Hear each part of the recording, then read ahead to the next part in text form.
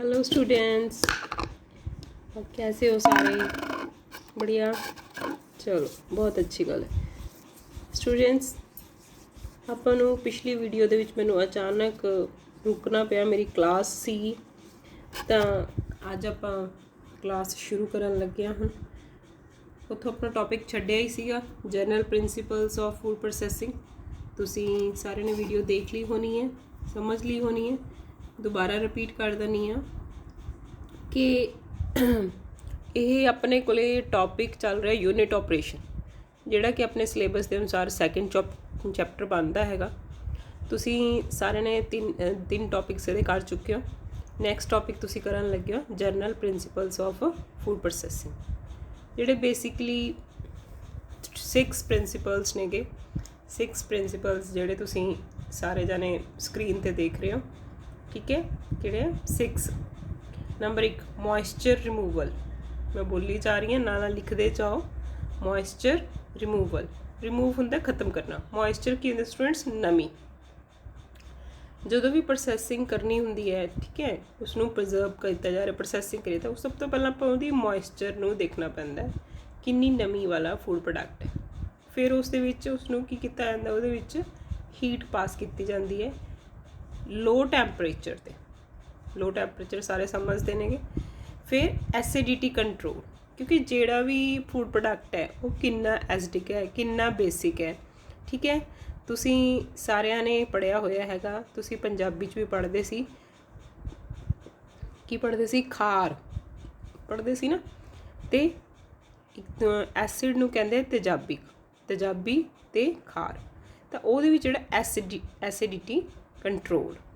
ਅਗਲਾ ਹੈਗਾ traditional non thermal methods, innovations of non thermal methods. Thermal students ਮੈਂ ਤੁਹਾਨੂੰ ਪਹਿਲੀ ਵੀਡੀਓ 'ਚ ਵੀ ਦੂਸਰੀ 'ਚ ਵੀ ਦੱਸ ਚੁੱਕੀ ਹਾਂ।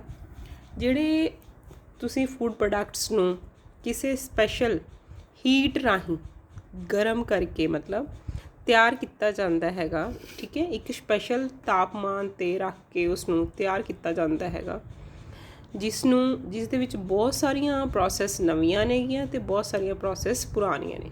ਟਰਡੀਸ਼ਨਲਸ ਦੇ ਵਿੱਚ ਤੁਹਾਨੂੰ ਮੈਂ ਪਹਿਲਾਂ ਵੀ ਗੱਲ ਹੋਈ ਸੀ ਆਪਣੀ, ਠੀਕ ਹੈ। ਧੂਏ ਨਾਲ ਜਿਹੜਾ ਤੁਸੀਂ ਗੋਹੇ ਦੀਆਂ ਪਾਥੀਆਂ ਮੀਨਸ ਜਿਹੜੇ ਆਪਾਂ ਤਿਆਰ ਕਰਦੇ ਹੈਗੇ ਆ, ਹੈ ਨਾ, ਉਹਦੇ ਵਿੱਚ ਜਿਹੜਾ ਆਪਣਾ ਹਾਰਾ ਹੈਗਾ ਉਹ ਇੱਕ ਟਰਡੀਸ਼ਨਲ ਨੋਨ ਥਰਮਲ ਮੈਥਡ ਹੈ। ਅਤੇ ਜਿਹੜੇ ਹੁਣ ਆਪਣੇ ਵਾਲੇ ਜਿਵੇਂ ਕਿ ਮਾਈਕਰੋਸ ਨੇ, ਅਵਨਸ ਨੇ, ਹੈ ਨਾ, ਬਲੈਂਡਰਸ ਨੇ, ਤਾਂ ਬਹੁਤ ਸਾਰੇ ਐਸੇ ਜਿਹੜੇ ਥਰਮਲਸ ਦੇ ਵਿੱਚ ਆਉਂਦੇ ਹੈਗੇ। ਬਲੈਂਡਰ ਤਾਂ ਚਲੋ ਆਪਾਂ ਹੋਰ ਟਾਈਪ ਦੇ ਵਿੱਚ ਪੜ੍ਹਾਂਗੇ, ਥਰਮਲ 'ਚ ਨਹੀਂ ਪੜ੍ਹਦੇ ਹੈਗੇ। ਤਾਂ ਜਿਹੜਾ ਟੈਂਪਰੇਚਰ ਦੇ ਨਾਲ ਜੁੜੇ ਹੋਏ ਹੈਗੇ ਨੇਗੇ, ਉਹਨਾਂ ਦੇ ਵਿੱਚ ਇੱਕ ਹੋਰ ਟੈਕਨੀਕ ਨਾਲ ਸਿੱਧੀ ਹੀਟ ਨਾ ਦੇ ਕੇ ਇਨਡਾਇਰੈਕਟ ਮਤਲਬ ਵੇ ਨਾਲ ਜਦੋਂ ਉਸਨੂੰ ਪਕਾਇਆ ਜਾਂਦਾ ਹੈਗਾ, ਉਹ ਥਰਮਲ ਹੀਟ ਹੈ, ਥਰਮਲ ਮੈਥਡ ਹੈਗਾ, ਜਿਹੜੇ ਟਰਡੀਸ਼ਨਲ ਵੀ ਨੇ ਅਤੇ ਇਨੋਵੇਟਿਵ ਨੇ। ਤਾਂ ਇਹਨਾਂ ਨੂੰ ਆਪਾਂ ਹੋਰ ਅੱਗੇ ਵਧਾਉਂਦੇ ਹੋਏ, ਠੀਕ ਹੈ, ਆਪਾਂ ਚੱਲਦੇ ਹੈਗੇ ਹਾਂ। ਦੇਖੋ ਤੁਹਾਨੂੰ ਮੈਂ ਕਰਵਾਤਾ ਹੈਗਾ ਜਿਹੜਾ ਕਿ ਇਹ ਬੇਸਿਕ 6 ਨਾਮ ਰੱਖੇ ਗਏ ਨੇਗੇ। ਦੁਬਾਰਾ ਰਿਪੀਟ ਕਰਵਾ ਦਿੰਦੀ ਹਾਂ। Moisture removal, heat, low temperature, acidity control, traditional non thermal methods ਅਤੇ ਇਨੋਵੇਸ਼ਨ ਨੋਨ ਥਰਮਲ ਮੈਥਡਸ, ਠੀਕ ਹੈ ਸਟੂਡੈਂਟਸ। ਅਗਲਾ ਦੇਖੋ, ਹੁਣ ਆਪਾਂ ਜਿਹੜੀ ਮੇਨ ਟਾਰਗੇਟ ਹੈਗਾ ਆਪਣਾ ਯੂਨਿਟ ਆਪਰੇਸ਼ਨ ਦੀ ਆਪਾਂ ਗੱਲ ਕਰੀ ਜਾ ਰਹੇ ਹਾਂ ਬਾਰ-ਬਾਰ। ਜਿਹੜਾ ਯੂਨਿਟ ਆਪਰੇਸ਼ਨ ਹੈ ਉਹਦੇ ਵਿੱਚ ਦੇਖੋ, ਯੂਨਿਟ ਆਪਰੇਸ਼ਨ ਦੇ ਵਿੱਚ ਮਤਲਬ ਕੀ, ਜਿਹੜਾ ਪਹਿਲਾਂ ਸਟਾਰਟਿੰਗ 'ਚ ਵੀ ਆਪਾਂ ਲਿਖ ਚੁੱਕੇ ਹਾਂ, physical change takes place and no chemical change take place, or we can say no chemical reaction take place. Students ਮੈਂ ਸਟਾਰਟਿੰਗ 'ਚ ਤੁਹਾਨੂੰ ਪੰਜਾਬੀ 'ਚ ਲਿਖ ਕੇ ਦਿਖਾਤਾ ਹੈਗਾ, ਫਿਰ ਵੀ ਤੁਹਾਨੂੰ ਦੁਬਾਰਾ ਦੱਸ ਦਿੰਦੀ ਹਾਂ। ਜਦੋਂ ਆਪਾਂ ਇੱਕ ਫੂਡ ਪ੍ਰੋਡਕਟ ਨੂੰ ਤਿਆਰ ਕਰਨ ਲੱਗੇ ਹਾਂ ਨਾ, ਉਸ ਦੀਆਂ ਫਿਜ਼ੀਕਲ ਚੇਂਜਿਸ ਆਉਣਗੀਆਂ ਨਾ। ਦੇਖੋ, ਜਦੋਂ ਮੰਨ ਲਓ ਕਿ ਤੁਸੀਂ ਚਿਪਸ ਵਾਲੀ ਫੈਕਟਰੀ ਦੇ ਵਿੱਚ ਜਾ ਰਹੇ ਹੋ, ਤਾਂ ਫਿਰ ਚਿਪਸ ਵਾਲੀ ਫੈਕਟਰੀ 'ਚ ਤੁਸੀਂ ਦੇਖਿਆ ਕਿ ਸਭ ਤੋਂ ਪਹਿਲਾਂ ਇੱਕ ਵੱਡੇ ਸਕੇਲ ਦੇ ਵਿੱਚ ਸਾਰੇ ਆਲੂ ਇੱਕ ਕ੍ਰੇਨ ਦੇ ਰਾਹੀਂ ਅੱਗੇ ਆ ਕੇ ਆ ਰਹੇ ਨੇ। ਫਿਰ ਉਹਨਾਂ ਨੂੰ ਇੱਕ ਬੜਾ ਬਰਸ਼ਰਸ ਸਾਰੇ ਕਲੀਨ ਕਰ ਰਹੇ ਨੇ, ਬਹੁਤ ਪ੍ਰੈਸ਼ਰ ਨਾਲ, ਪਾਣੀ ਨਾਲ ਉਹ ਵਾਸ਼ ਹੋ ਜਾਂਦੇ ਨੇ। ਫਿਰ ਉਸ ਤੋਂ ਵਿੱਚ ਉਹਨਾਂ ਦੇ ਵਿੱਚ ਕਟਰ ਲੱਗੇ ਹੋਏ ਨੇ ਜਿਹੜੇ ਕਿ ਉਹਨਾਂ ਨੂੰ ਛਿੱਲ ਕੇ ਕੱਟ ਦਿੰਦੇ ਨੇ। ਠੀਕ ਹੈ, ਉਸ ਦੇ ਵਿੱਚ ਸੈਂਸਰ ਵੀ ਲੱਗਿਆ ਹੋਇਆ ਹੈ ਸਟੂਡੈਂਟਸ ਇੱਕ, ਕਿ ਜੇ ਕਿਸੇ ਆਲੂ ਦੇ ਵਿੱਚ ਕੋਈ ਬਲੈਕ ਜਾਂ ਕਿਸੇ ਵੀ ਤਰ੍ਹਾਂ ਦੀ ਕੋਈ ਇਨਫੈਕਸ਼ਨ ਜਾਂ ਕਿਸੇ ਵੀ ਤਰ੍ਹਾਂ ਦਾ ਕੋਈ ਦਾਗ ਹੈ, ਠੀਕ ਹੈ, ਤਾਂ ਜਿਹੜਾ ਕਟਰ ਹੈ ਸਟੂਡੈਂਟਸ ਉਸ ਨੂੰ ਲਵੇਗਾ ਨਹੀਂ। ਮੈਂ ਆਪਣੇ ਸਟੂਡੈਂਟਸ ਨੂੰ ਲੈ ਕੇ ਜਾਂਦੀ ਹਾਂ, ਸਟੂਡੈਂਟਸ ਉਹਨਾਂ ਨੂੰ ਦਿਖਾ ਕੇ ਲੈ ਕੇ ਆਉਂਦੀ ਹਾਂ, ਤੁਸੀਂ ਵੀ ਵਿਜ਼ਿਟਸ ਕਰ ਸਕਦੇ ਹੋ। ਲੇਸ ਕੰਪਨੀ ਚੰਨੋ ਹੈ ਸਟੂਡੈਂਟਸ ਪਟਿਆਲਾ ਦੇ ਨਾਲ। ਠੀਕ ਹੈ, ਉਸ ਚੰਨੋ ਲੇਸ ਕੰਪਨੀ ਵਿੱਚ ਪਹਿਲਾਂ ਤੁਹਾਨੂੰ ਸਰਟੀਫਿਕੇਟ ਲੈਣਾ ਪੈਂਦਾ ਹੈ, ਜਾ ਕੇ ਤੁਹਾਡੇ ਟੀਚਰ ਸਾਹਿਬਾਨ ਜਾ ਕੇ ਪਰਮਿਸ਼ਨ ਲੈ ਕੇ ਆਉਣਗੇ, ਉਹਦੇ ਸਰਟੀਫਿਕੇਟ ਤਿਆਰ ਕੀਤਾ ਜਾਂਦਾ, ਫਿਰ ਪਰਮਿਸ਼ਨ ਦਿੰਦੇ ਸਟੂਡੈਂਟਸ। ਇੱਕ ਚੈਨਲ ਹੈ ਉਹਨਾਂ ਦਾ, ਤਾਂ ਉੱਥੇ ਪਤਾ ਲੱਗਦਾ ਕਿ ਫਿਜ਼ੀਕਲ ਚੇਂਜ ਟੇਕ ਪਲੇਸ। ਤਾਂ ਸਟੂਡੈਂਟਸ ਉਹ ਕਿੰਨੇ ਸਟੈਪਸ ਚੇਂਜ ਹੁੰਦੇ ਨੇ ਫਿਜ਼ੀਕਲ ਚੇਂਜ ਦੇ ਵਿੱਚ, ਬਟ ਨੋ ਕੈਮੀਕਲ ਚੇਂਜ ਜਿਹੜੇ ਉਹ ਉਹਨਾਂ ਦੇ ਵਿੱਚ ਫੂਡ ਪ੍ਰੋਡਕਟ ਹੈ ਉਹਦੇ ਵਿੱਚ ਨਹੀਂ ਚੇਂਜ ਆਏਗੀ, ਉਹਦੀਆਂ ਤਾਂ ਸਿਰਫ ਸਟੇਜਿਸ ਚੇਂਜ ਹੋ ਰਹੀਆਂ ਨੇਗੀਆਂ।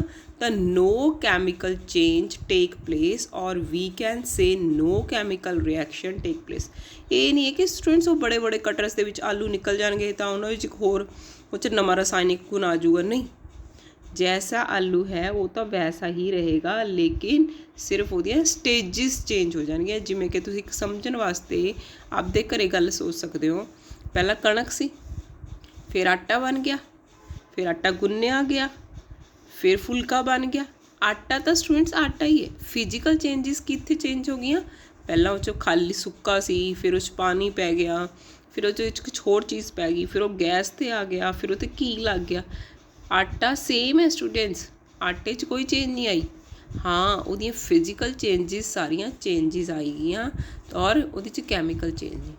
And we can say no chemical reaction take place. ਠੀਕ ਹੈ ਸਟੂਡੈਂਟਸ, ਤਾਂ ਥੋੜ੍ਹਾ ਜਿਹਾ ਤੁਸੀਂ ਇਹਨਾਂ ਚੀਜ਼ਾਂ ਨੂੰ ਸਮਝਣ ਵਾਸਤੇ ਥੋੜ੍ਹਾ ਜਿਹਾ ਜਦੋਂ ਮੈਂ ਤੁਹਾਨੂੰ ਇੱਕ ਦੋ ਵੀਡੀਓ ਦਿਖਾਊਂਗੀ ਤਾਂ ਤੁਹਾਨੂੰ ਸਮਝ ਆ ਜਾਊਗਾ ਕਿ ਯੂਨਿਟ ਆਪਰੇਸ਼ਨ ਐਗਜ਼ੈਕਟ ਹੈ ਕੀ।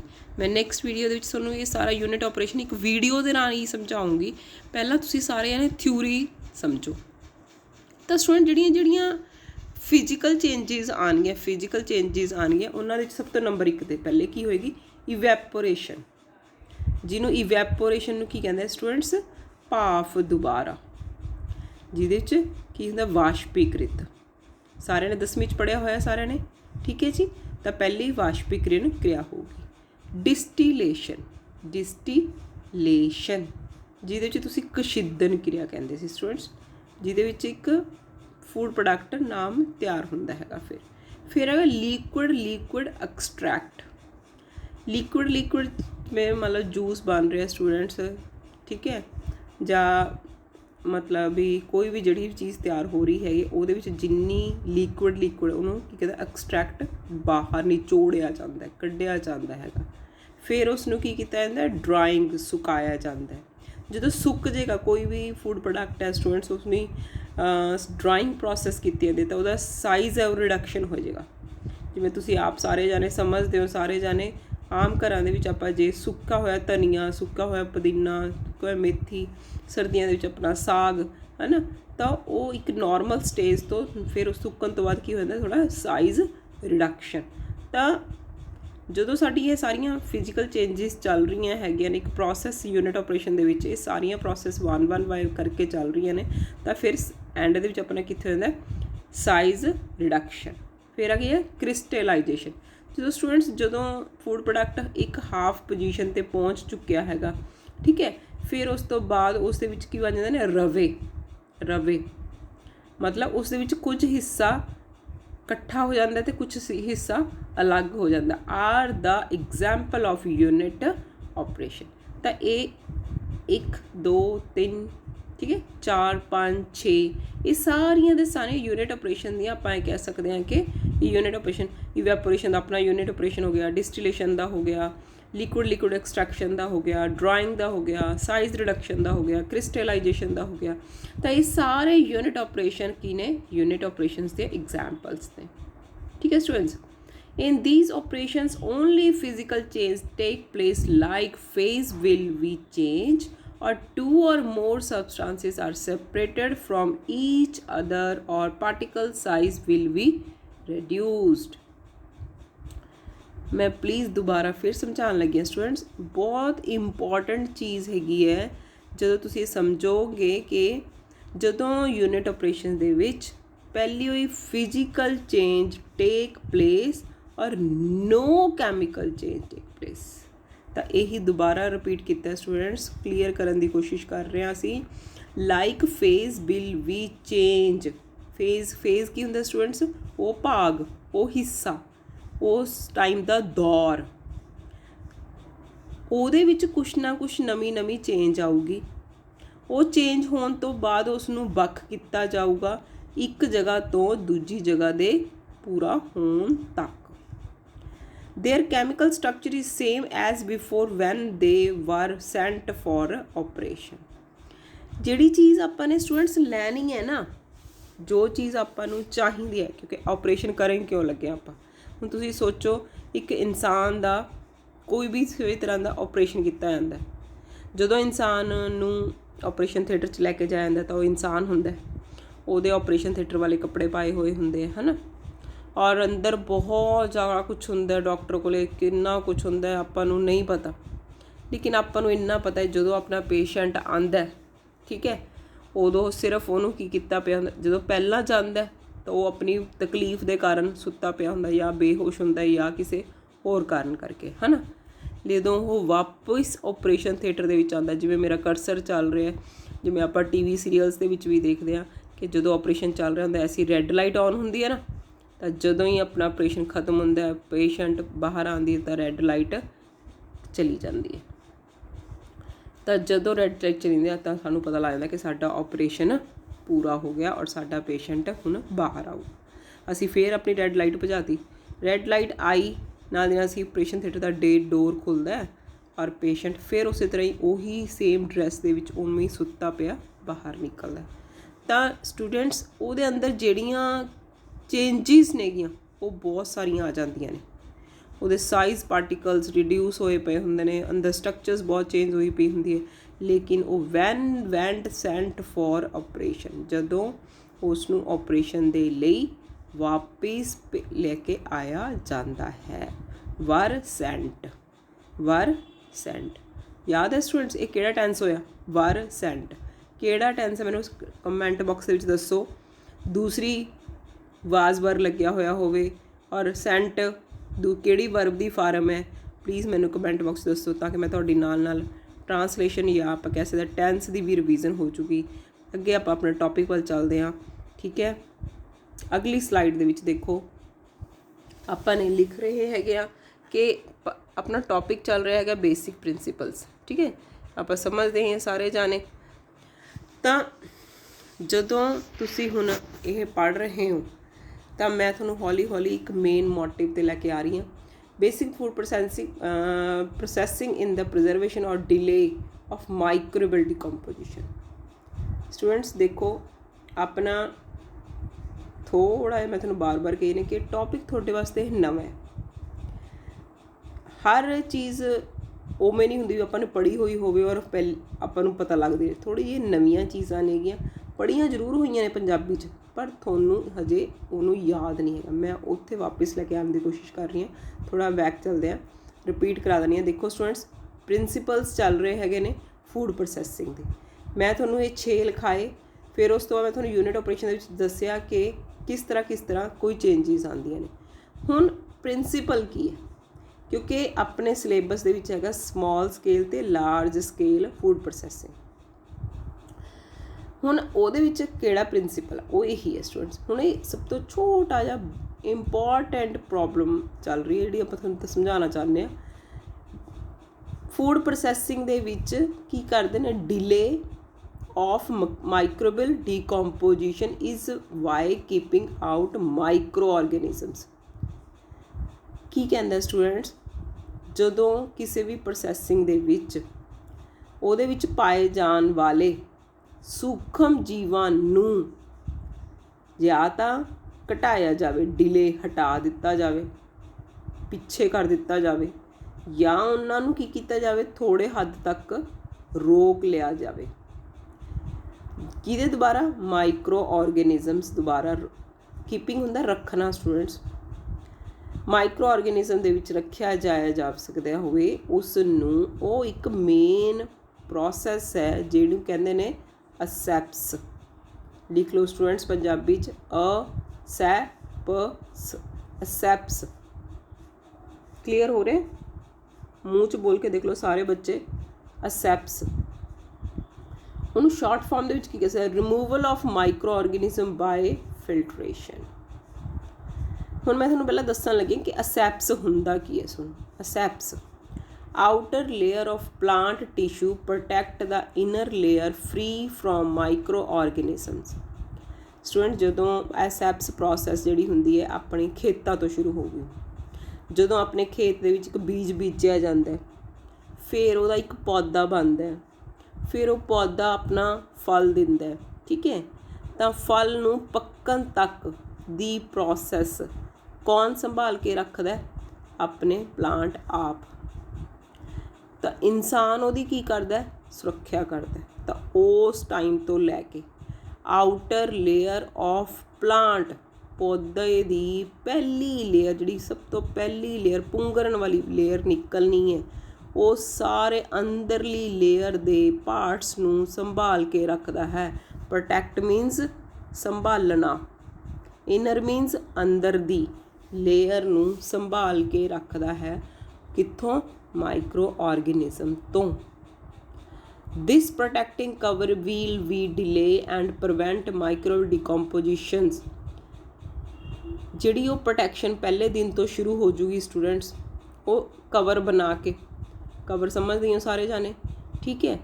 ਉਹ ਉਸ ਨੂੰ ਪੂਰਾ ਦਾ ਪੂਰਾ, ਜੇ ਕਿਸੇ ਵੀ ਤਰ੍ਹਾਂ ਦੀ ਮੁਸ਼ਕਿਲ ਆਉਂਦੀ ਹੈ ਜਾਂ ਕੋਈ ਵੀ ਕਿਸੇ ਵੀ ਤਰ੍ਹਾਂ ਦੀ ਆਪਾਂ ਕਹਿੰਦੇ ਹਾਂ ਕਿ ਸੁੰਡੀ ਜਾਂ ਕਿਸੇ ਤਰ੍ਹਾਂ ਦੀ ਅਟੈਕ ਆਉਂਦਾ, ਤਾਂ ਉਸ ਤੋਂ ਉਹ ਬਚਾ ਕੇ ਲੈਂਦੀ ਹੈ ਔਰ ਅਸੀਂ ਉਹਨੂੰ ਬਚਾ ਕੇ ਅੱਗੇ ਅੱਗੇ ਵਧਾ ਲੈਂਦੀ ਹੈ ਔਰ ਉਸ ਨੂੰ ਸੰਭਾਲ ਕੇ ਰੱਖਦੀ ਹੈ। ਉਹ ਪ੍ਰੋਸੈਸ ਕਿਹੜੀ ਹੁੰਦੀ ਹੈ? ਅਸੈਪਸ। ਜਿਵੇਂ ਕਹਿੰਦਾ ਸ਼ੈਲ ਆਫ ਨਟ, ਜਿਹੜੇ ਆਪਣੇ ਨਟਸ ਨੇਗੇ ਉਹਨਾਂ ਦਾ ਬਾਹਰਲੀ ਭਾਗ। ਸਕਿਨ ਆਫ ਫਰੂਟਸ, ਸਾਰੇ ਫਰੂਟਸ ਦੀ ਸਕਿਨ ਆਪਾਂ ਸਮਝਦੇ ਹਾਂ ਆਊਟਰ ਸਕਿਨ, ਠੀਕ ਹੈ। ਆਪਣੇ ਪਹਿਲਾਂ ਹੀ ਸੀ ਆਊਟਰ ਲੇਅਰ, ਤਾਂ ਉਹ ਕੀ ਹੁੰਦੀ ਹੈ? Skin of fruits and vegetables, ਠੀਕ ਹੈ ਸਟੂਡੈਂਟਸ। ਤਾਂ ਸਕਿਨ ਸਮਝਦੇ ਨਾ ਸਾਰੇ ਜਾਣੇ, ਤਾਂ ਪਹਿਲਾਂ ਹੀ ਲੈ ਨਾ ਆਊਟਰ ਲੇਅਰ, ਤਾਂ ਉਹਨੂੰ ਦੱਸਾਂ ਆਊਟਰ ਲੇਅਰ ਨੂੰ ਕਲੀਅਰ ਕਿਵੇਂ ਕਰਤਾ? ਸਕਿਨ ਆਫ ਫਰੂਟ, ਕਿਸੇ ਵੀ ਫਰੂਟ ਦਾ ਜਿਹੜਾ ਬਾਹਰੀ ਛਿਲਕਾ ਹੈ ਉਹ ਕੀ ਹੈ? ਆਊਟਰ ਲੇਅਰ, ਠੀਕ ਹੈ ਸਟੂਡੈਂਟਸ। ਸਟੂਡੈਂਟਸ ਜਿਹੜਾ ਹੁਣ ਮੈਂ ਤੁਹਾਨੂੰ ਇੱਕ ਨਵਾਂ ਚੀਜ਼ ਪੜ੍ਹਾਉਣ ਲੱਗੀ ਹਾਂ, ਤੁਹਾਡੇ ਵਾਸਤੇ ਤਾਂ ਸਾਰੀਆਂ ਨਵਾਂ ਹੀ ਟੌਪਿਕ ਹੈ ਕਿਉਂਕਿ ਯੂਨਿਟ ਆਪਰੇਸ਼ਨ ਹੈ ਹੀ ਨਵਾਂ ਚੈਪਟਰ ਹੈ ਤੁਹਾਡੇ ਵਾਸਤੇ। ਹੁਣ ਇਹ ਇੱਕ ਮੈਨੇ ਫਲੋ ਚਾਰਟ ਤਿਆਰ ਕੀਤਾ ਹੈ, ਠੀਕ ਹੈ। ਇਹਨੂੰ ਮੈਂ ਨੀਚੇ ਐਕਸਪਲੇਨ ਕੀਤਾ, ਤੁਸੀਂ ਦੇਖੋ ਧਿਆਨ ਨਾਲ। ਜਿਹੜਾ ਰੈੱਡ ਦੇ ਵਿੱਚ ਲਿਖਿਆ ਹੋਇਆ ਬਾਇਓ ਬਰਡਨ। ਬਾਇਓ ਬਰਡਨ ਹੁੰਦਾ ਕੀ ਹੈ ਸਟੂਡੈਂਟਸ? ਪਹਿਲੇ ਧਿਆਨ ਨਾਲ ਸੁਣੋ। It is the number of bacteria on a surface that has not been sterilized। ਹੁਣ ਆਪਾਂ ਅਸੈਪਸ ਦੇ ਨਾਲ ਆਪਣਾ ਸਾਰਾ ਭੋਜਨ ਪਦਾਰਥ, ਆਪਣੀ ਫੂਡ ਪ੍ਰੋਡਕਟ, ਆਪਣੀ ਫਸਲ ਤਿਆਰ ਹੋ ਗਈ, ਠੀਕ ਹੈ ਜੀ। ਫਿਰ ਉਹ ਸਾਰੀ ਫਸਲ ਆਪਾਂ ਮੰਡੀ 'ਚ ਪਾ ਲਈ, ਬਿਲਕੁਲ ਭੇਜਦੀ। ਫਿਰ ਉਹ ਫਸਲ ਨੂੰ ਆਪਾਂ ਨੇ ਕਿਸੇ ਅੱਗੇ ਫੈਕਟਰੀ 'ਚ ਭੇਜਾਂਗੇ ਤਾਂ ਹੀ ਆਪਣੇ ਵਾਸਤੇ ਫੂਡ ਪ੍ਰੋਡਕਟ ਬਣ ਕੇ ਆਊਗਾ, ਹੈ ਨਾ। ਤਾਂ ਕਿੱਥੋਂ ਕਿੱਥੋਂ ਗੁਜ਼ਰਿਆ ਉਹ ਸਮਾਨ, ਕਿੱਥੋਂ ਕਿੱਥੋਂ ਜਾ ਰਿਹਾ ਹੈ? ਤਾਂ ਉਹ ਬਹੁਤ ਸਾਰੀਆਂ ਸਤਰ ਤੋਂ ਗੁਜ਼ਰਦਾ ਹੋਇਆ ਜਾ ਰਿਹਾ ਸਟੂਡੈਂਟਸ। ਮੇ ਬੀ ਕਿਸੇ ਵੀ ਟਾਈਮ ਕਿਸੇ ਵੀ ਤਰ੍ਹਾਂ ਦਾ ਕੋਈ ਬੈਕਟੀਰੀਆ ਅਟੈਕ ਕਰ ਸਕਦਾ, ਲੇਕਿਨ ਉਸ ਟਾਈਮ 'ਤੇ ਅਸੀਂ ਉਸ ਨੂੰ ਸਟਰਲਾਈਜ਼ ਨਹੀਂ ਕਰ ਸਕਦੇ। ਕੀ ਹੁੰਦਾ ਹੈ? ਜਰਮ ਰਹਿਤ। ਸਟਰਲਾਈਜ਼ ਕੀ ਹੁੰਦਾ ਸਟੂਡੈਂਟਸ? ਬਹੁਤ ਵਾਰ ਦੱਸਦਾ ਮੈਨੇ, ਸਟਰਲਾਈਜ਼। ਮੈਂ ਬਾਰ-ਬਾਰ ਕਹੀ ਜਾ ਰਹੀ ਹਾਂ। ਮੈਨੇ ਕਿਊਜ਼ ਵੀ ਤੁਹਾਨੂੰ 2 ਭੇਜਦੇ, ਤੁਸੀਂ ਉਹਦਾ ਰਿਸਪੌਂਸ ਨਹੀਂ ਕਰ ਰਹੇ ਬਿਲਕੁਲ ਵੀ। ਪੜ੍ਹਿਆ ਤੁਸੀਂ ਜ਼ਰੂਰ ਹੈ, ਉਹਦੇ ਲਈ ਮੈਂ ਬਹੁਤ ਬਹੁਤ ਸ਼ੁਕਰਗੁਜ਼ਾਰ ਹਾਂ ਤੁਹਾਡੀ, ਪਰ ਤੁਸੀਂ ਪਲੀਜ਼ ਥੋੜ੍ਹਾ ਜਿਹਾ ਕਿਊਜ਼ ਵੀ ਦੇਖੋ। ਸਟਰਲਾਈਜ਼ਡ। The term is more often used context to bioburden testing। often ਦਾ ਪੰਜਾਬੀ ਅਨੁਵਾਦ ਕੀ ਹੁੰਦਾ? ਅਕਸਰ। often ਦਾ often students, often OFTEN, often ਅਕਸਰ। ਬਾਇਓਬਰਡਨ ਟਰਮ ਕਹਿੰਦਾ ਕਦੋਂ ਯੂਜ਼ ਕੀਤੀ ਜਾਂਦੀ ਹੈ? ਜਦੋਂ ਇਸ ਬੈਕਟੀਰੀਆਸ ਨੂੰ ਜਰਮ ਰਹਿਤ ਕਰਨ ਲਈ ਕਿਸੇ ਇੱਕ ਪ੍ਰੋਸੈਸ ਦੇ ਵਿੱਚ ਦੀ ਗੁਜ਼ਾਰਿਆ ਜਾਂਦਾ ਹੈ ਜਾਂ ਟੈਸਟਿੰਗ ਦੇ ਵਿੱਚ ਗੁਜ਼ਾਰਿਆ ਜਾਂਦਾ ਹੈ, ਉਸ ਨੂੰ ਕੀ ਕਹਿੰਦੇ ਨੇ ਬਾਇਓ ਬਰਡਨ। ਬਾਇਓ ਬਰਡਨ ਇਹਨੂੰ ਸਟੂਡੈਂਟਸ ਬਾਇਓ ਬਰਡਨ ਦਾ ਇੱਕ ਦੂਸਰਾ ਨਾਮ ਵੀ ਹੈ, ਇਹ ਕਿਊਜ਼ ਦੇ ਵਿੱਚ ਪਾਉਂਗੀ ਮੈਂ, ਫਿਰ ਲਿਖੋਗੇ ਤੁਸੀਂ ਸਾਰਿਆਂ ਨੇ answer. Microbial limit testing. Microbial limit testing. ਠੀਕ ਹੈ ਸਟੂਡੈਂਟਸ, ਹੁਣ ਇਹਨੂੰ ਸਮਝੋ ਪੂਰੀ ਲਾਈਨ ਨੂੰ ਪੰਜਾਬੀ ਦੇ ਵਿੱਚ ਦੁਬਾਰਾ ਕਲੀਅਰ ਕਰਨ ਲੱਗੀ ਹਾਂ।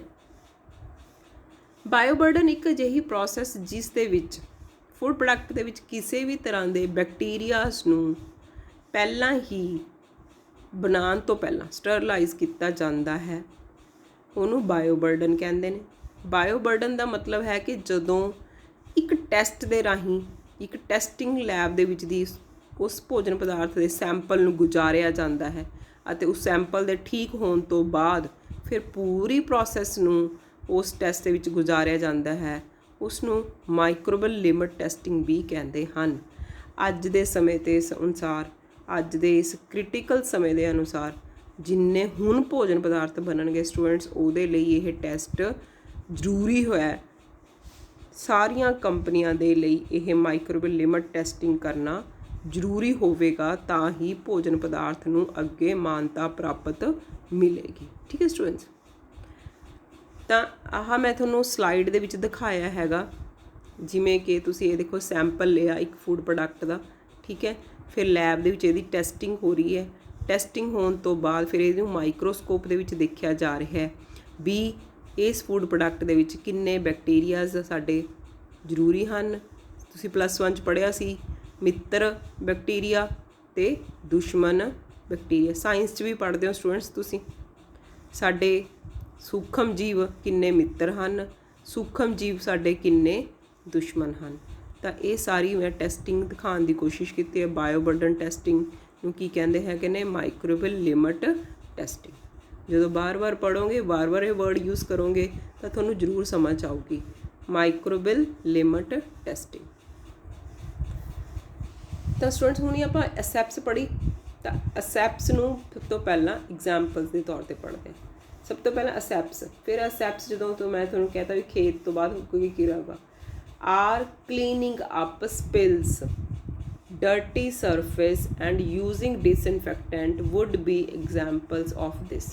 ਹੁਣ ਦੇਖੋ ਮੈਂ ਤੁਹਾਨੂੰ ਕਿਹਾ ਕਿ ਅਸੈਪਸ ਪ੍ਰੋਸੈਸ ਕਿੱਥੇ ਹੋ ਰਹੀ, ਜਿਹੜੀ ਆਪਣੀ ਖੇਤ ਤੋਂ, ਤਾਂ ਉੱਥੇ ਕਿੰਨੇ ਤਰ੍ਹਾਂ ਦੀਆਂ ਬਾਹਰੋਂ ਕੋਈ ਵੀ ਗੰਦਗੀ ਆ ਸਕਦੀ ਹੈ, ਉਹ ਸਾਫ਼ ਕਰਨੀ ਪਏਗੀ। ਕਲੀਨਿੰਗ ਅਪ ਸਪਿਲਸ, ਡਰਟ ਆ ਸਕਦੀ ਹੈ, ਬਹੁਤ ਸਾਰੀ ਸਰਫੇਸਿਸ ਤੋਂ ਆ ਸਕਦੀ ਹੈ, ਆਉਂਦੀ ਵੀ ਹੈ। ਬਹੁਤ ਸਾਰੇ ਅਸੀਂ ਕੀ ਕਰਦੇ ਹਾਂ, ਡਿਸਇਨਫੈਕਟੈਂਟ ਵੀ ਯੂਜ਼ ਕਰਦੇ ਹਾਂ, ਮੀਨਸ ਜਿਵੇਂ ਸਪਰੇ, ਠੀਕ ਹੈ, ਕੋਈ ਹੋਰ ਤਰ੍ਹਾਂ ਦੀ ਵਰਤੇ ਜਾਂਦੇ ਪਦਾਰਥ ਵਰਤੇ ਜਾਂਦੇ ਜਿਨ੍ਹਾਂ ਦੇ ਰਾਹੀਂ ਅਸੀਂ ਦੂਜੇ ਭੋਜਨ ਪਦਾਰਥ ਮਤਲਬ ਦੂਜੀਆਂ ਫਸਲਾਂ ਨੂੰ ਬਚਾਉਣਾ ਹੁੰਦਾ, ਪਰ ਕਿਸੇ ਹੋਰ ਫਸਲ ਲਈ, ਛੋਟੀਆਂ ਫਸਲਾਂ ਲਈ ਉਹ ਸ਼ਾਇਦ ਕਈ ਵਾਰ ਖਰਾਬ ਹੋ। ਜਿਵੇਂ ਮੰਨ ਲਓ ਕਿ ਸਕੂਲ ਦੇ ਵਿੱਚ ਆਪਾਂ ਨੇ ਪੌਦੇ ਲਗਾਏ ਹੋਏ ਹੈ, ਠੀਕ ਹੈ ਸਟੂਡੈਂਟਸ, ਲੇਕਿਨ ਸਕੂਲ ਦੇ ਵਿੱਚ ਕੀ ਹੋਇਆ, ਬਹੁਤ ਸਾਰਾ ਮੱਛਰ ਜਾਂ ਬਹੁਤ ਸਾਰੀ ਹੋ ਰਹੀ, ਤਾਂ ਸਕੂਲ 'ਚ ਆਪਣੇ ਕਰਵਾਤੀ ਸਪਰੇ ਕਰਵਾਉਣ ਤੋਂ, ਲੇਕਿਨ ਜਿਹੜੇ ਛੋਟੇ ਪੌਦੇ ਨੇ ਉਹ ਖਰਾਬ ਹੋਣਗੇ ਨਾ, ਕਾਲੇ ਹੋ ਜਾਣਗੇ ਨਾ, ਜਲ ਜਾਣਗੇ ਨਾ। ਤਾਂ ਸਟੂਡੈਂਟਸ ਉਹੀ ਚੀਜ਼ ਅਸੈਪਸ ਦੇ ਪ੍ਰੋਸੈਸ ਦੇ ਸਮੇਂ ਮੇ ਵੀ ਕੋਈ ਇਸ ਤਰ੍ਹਾਂ ਦੀਆਂ ਪ੍ਰੋਬਲਮਸ ਆ ਜਾਣ ਜਾਂ ਸਪਰੇ ਕਰਨ, ਤਾਂ ਅਸੈਪਸ ਉਹਨਾਂ ਨੂੰ ਬਚਾ ਲੈਂਦਾ ਹੈ, ਉਹਨਾਂ ਪੌਦਿਆਂ ਨੂੰ। ਤਾਂ ਇਹ ਲਿਖਣ ਦੀ ਕੋਸ਼ਿਸ਼ ਕੀਤੀ ਹੈ। ਤਾਂ medical asepsis also include use of PPE, personal protective equipment. ਉਸ ਸਮੇਂ 'ਤੇ ਜਿਹੜਾ ਵਿਅਕਤੀ ਕੰਮ ਕਰ ਰਿਹਾ ਹੈਗਾ ਉਹਦੇ ਵਾਸਤੇ ਵੀ PPE, ਜਿਵੇਂ ਅੱਜ ਆਪਣੇ ਸਮੇਂ ਵਾਸਤੇ ਆਪਣੇ ਕੋਲ ਕੀ ਹੈ, SMS, S for sanitiser, M for mask, S for social distance. ਤਾਂ ਅਸੈਪਸ ਦੇ ਵਿੱਚ ਪਹਿਲਾਂ ਹੀ ਬਣਿਆ ਹੋਇਆ ਦੇਖੋ PPE, ਪਰਸਨਲ ਪ੍ਰੋਟੈਕਟਿਵ ਇਕਵਿਪਮੈਂਟ। ਤਾਂ ਉਹ ਕਿਹੜੇ ਹੁੰਦੇ ਨੇ, ਲਾਈਕ ਆਪਾਂ ਨੂੰ ਕੀ ਪਾਉਣਾ ਪਏਗਾ, ਗਲਵਸ ਪਾਉਣੇ ਪੈਣਗੇ, ਆਪਾਂ ਨੂੰ ਕੋਈ ਲੰਬਾ ਜਿਹਾ ਗਾਊਨ ਪਾਉਣਾ ਪਵੇਗਾ, ਇੱਕ ਮਾਸਕ ਪਾਉਣਾ ਪਵੇਗਾ, ਠੀਕ ਹੈ, ਅੱਖਾਂ ਨੂੰ ਢੱਕਣ ਵਾਸਤੇ ਅਤੇ ਮੂੰਹ ਨੂੰ ਢੱਕਣ ਵਾਸਤੇ ਕੋਈ ਸ਼ੇਡ ਲਗਾਉਣੀ ਪਊਗੀ। ਤੁਸੀਂ ਦੇਖਿਆ ਹੋਊਗਾ ਜਦੋਂ ਸਪਰੇਅ ਕਰਦੇ ਹਾਂ ਜਾਂ ਕਿਸੇ ਹੋਰ ਤਰ੍ਹਾਂ ਦੀ ਵੈਲਡਿੰਗ ਕਰਦੇ ਹਾਂ, ਤਾਂ ਫੇਸ 'ਤੇ ਅੱਖਾਂ ਨੂੰ ਲੁਕਾਉਣ ਵਾਸਤੇ ਇੱਕ ਖਾਸ ਕਿਸਮ ਦੇ ਮਤਲਬ ਕਵਰ ਕੀਤੇ ਜਾਂਦੇ ਨੇ। ਉਹਨਾਂ ਸਾਰਿਆਂ ਨੂੰ ਇਹ ਕਾਹਦੇ ਇਕਵਿਪਮੈਂਟਸ ਨੇ, PPE, ਪਰਸਨਲ ਪ੍ਰੋਟੈਕਟਿਵ ਇਕਵਿਪਮੈਂਟ। ਹੁਣ ਇਹ ਚੀਜ਼ਾਂ ਤਾਂ ਸਟੂਡੈਂਟਸ ਨਵੀਆਂ ਨੇ, ਤੁਹਾਨੂੰ ਸਮਝਣੀਆਂ ਚਾਹੀਦੀਆਂ ਨੇ, ਕਿਉਂਕਿ ਅਸੈਪਸ ਪ੍ਰੋਸੈਸ ਜਿਵੇਂ ਕਿ ਪਹਿਲੇ ਸਿਰਫ ਕਿਤਾਬਾਂ 'ਚ ਸੀ, ਪਰ ਹੁਣ ਇਹ ਅਸੈਪਸ ਪ੍ਰੋਸੈਸ ਆਮ ਘਰਾਂ ਦੇ ਤੱਕ, ਮਤਲਬ ਆਮ ਆਪਣੀ ਜ਼ਿੰਦਗੀ ਦੇ ਵਿੱਚ ਹਰ ਰੋਜ਼ ਆਪਣੀ ਖੇਤੀ ਦੇ ਵਿੱਚ ਆਪਾਂ ਨੂੰ ਯੂਜ਼ ਕਰਨੀ ਪਿਆ ਕਰੋ। ਨੋਰਮਸ ਬਣਾ ਦੇਗੀ ਗੌਰਮੈਂਟ ਹੁਣ ਆਪਣੇ ਵਾਸਤੇ ਕਿ ਅਸੈਪਸ ਪ੍ਰੋਸੈਸ ਦੇ ਰਾਹੀਂ ਇਹ ਫਸਲ ਤਿਆਰ ਕੀਤੀ ਹੋਈ ਹੋਣੀ ਚਾਹੀਦੀ ਹੈ। ਉੱਥੇ ਆਪਣਾ ਯੂਜ਼ ਹੋਊਗਾ PPE। ਆਪਣੇ ਪੇਰੈਂਟਸ ਨਾਲ ਵੀ ਜਿਹੜੇ ਖੇਤੀ ਨਾਲ ਜੁੜੇ, ਉਹਨਾਂ ਨਾਲ ਵੀ ਤੁਸੀਂ ਗੱਲ ਕਰਕੇ ਦੇਖੋਗੇ ਤਾਂ ਤੁਹਾਨੂੰ ਸਮਝ ਆਊਗੀ ਵੀ ਅਸੈਪਸ ਕੀ ਚੀਜ਼ ਹੈ।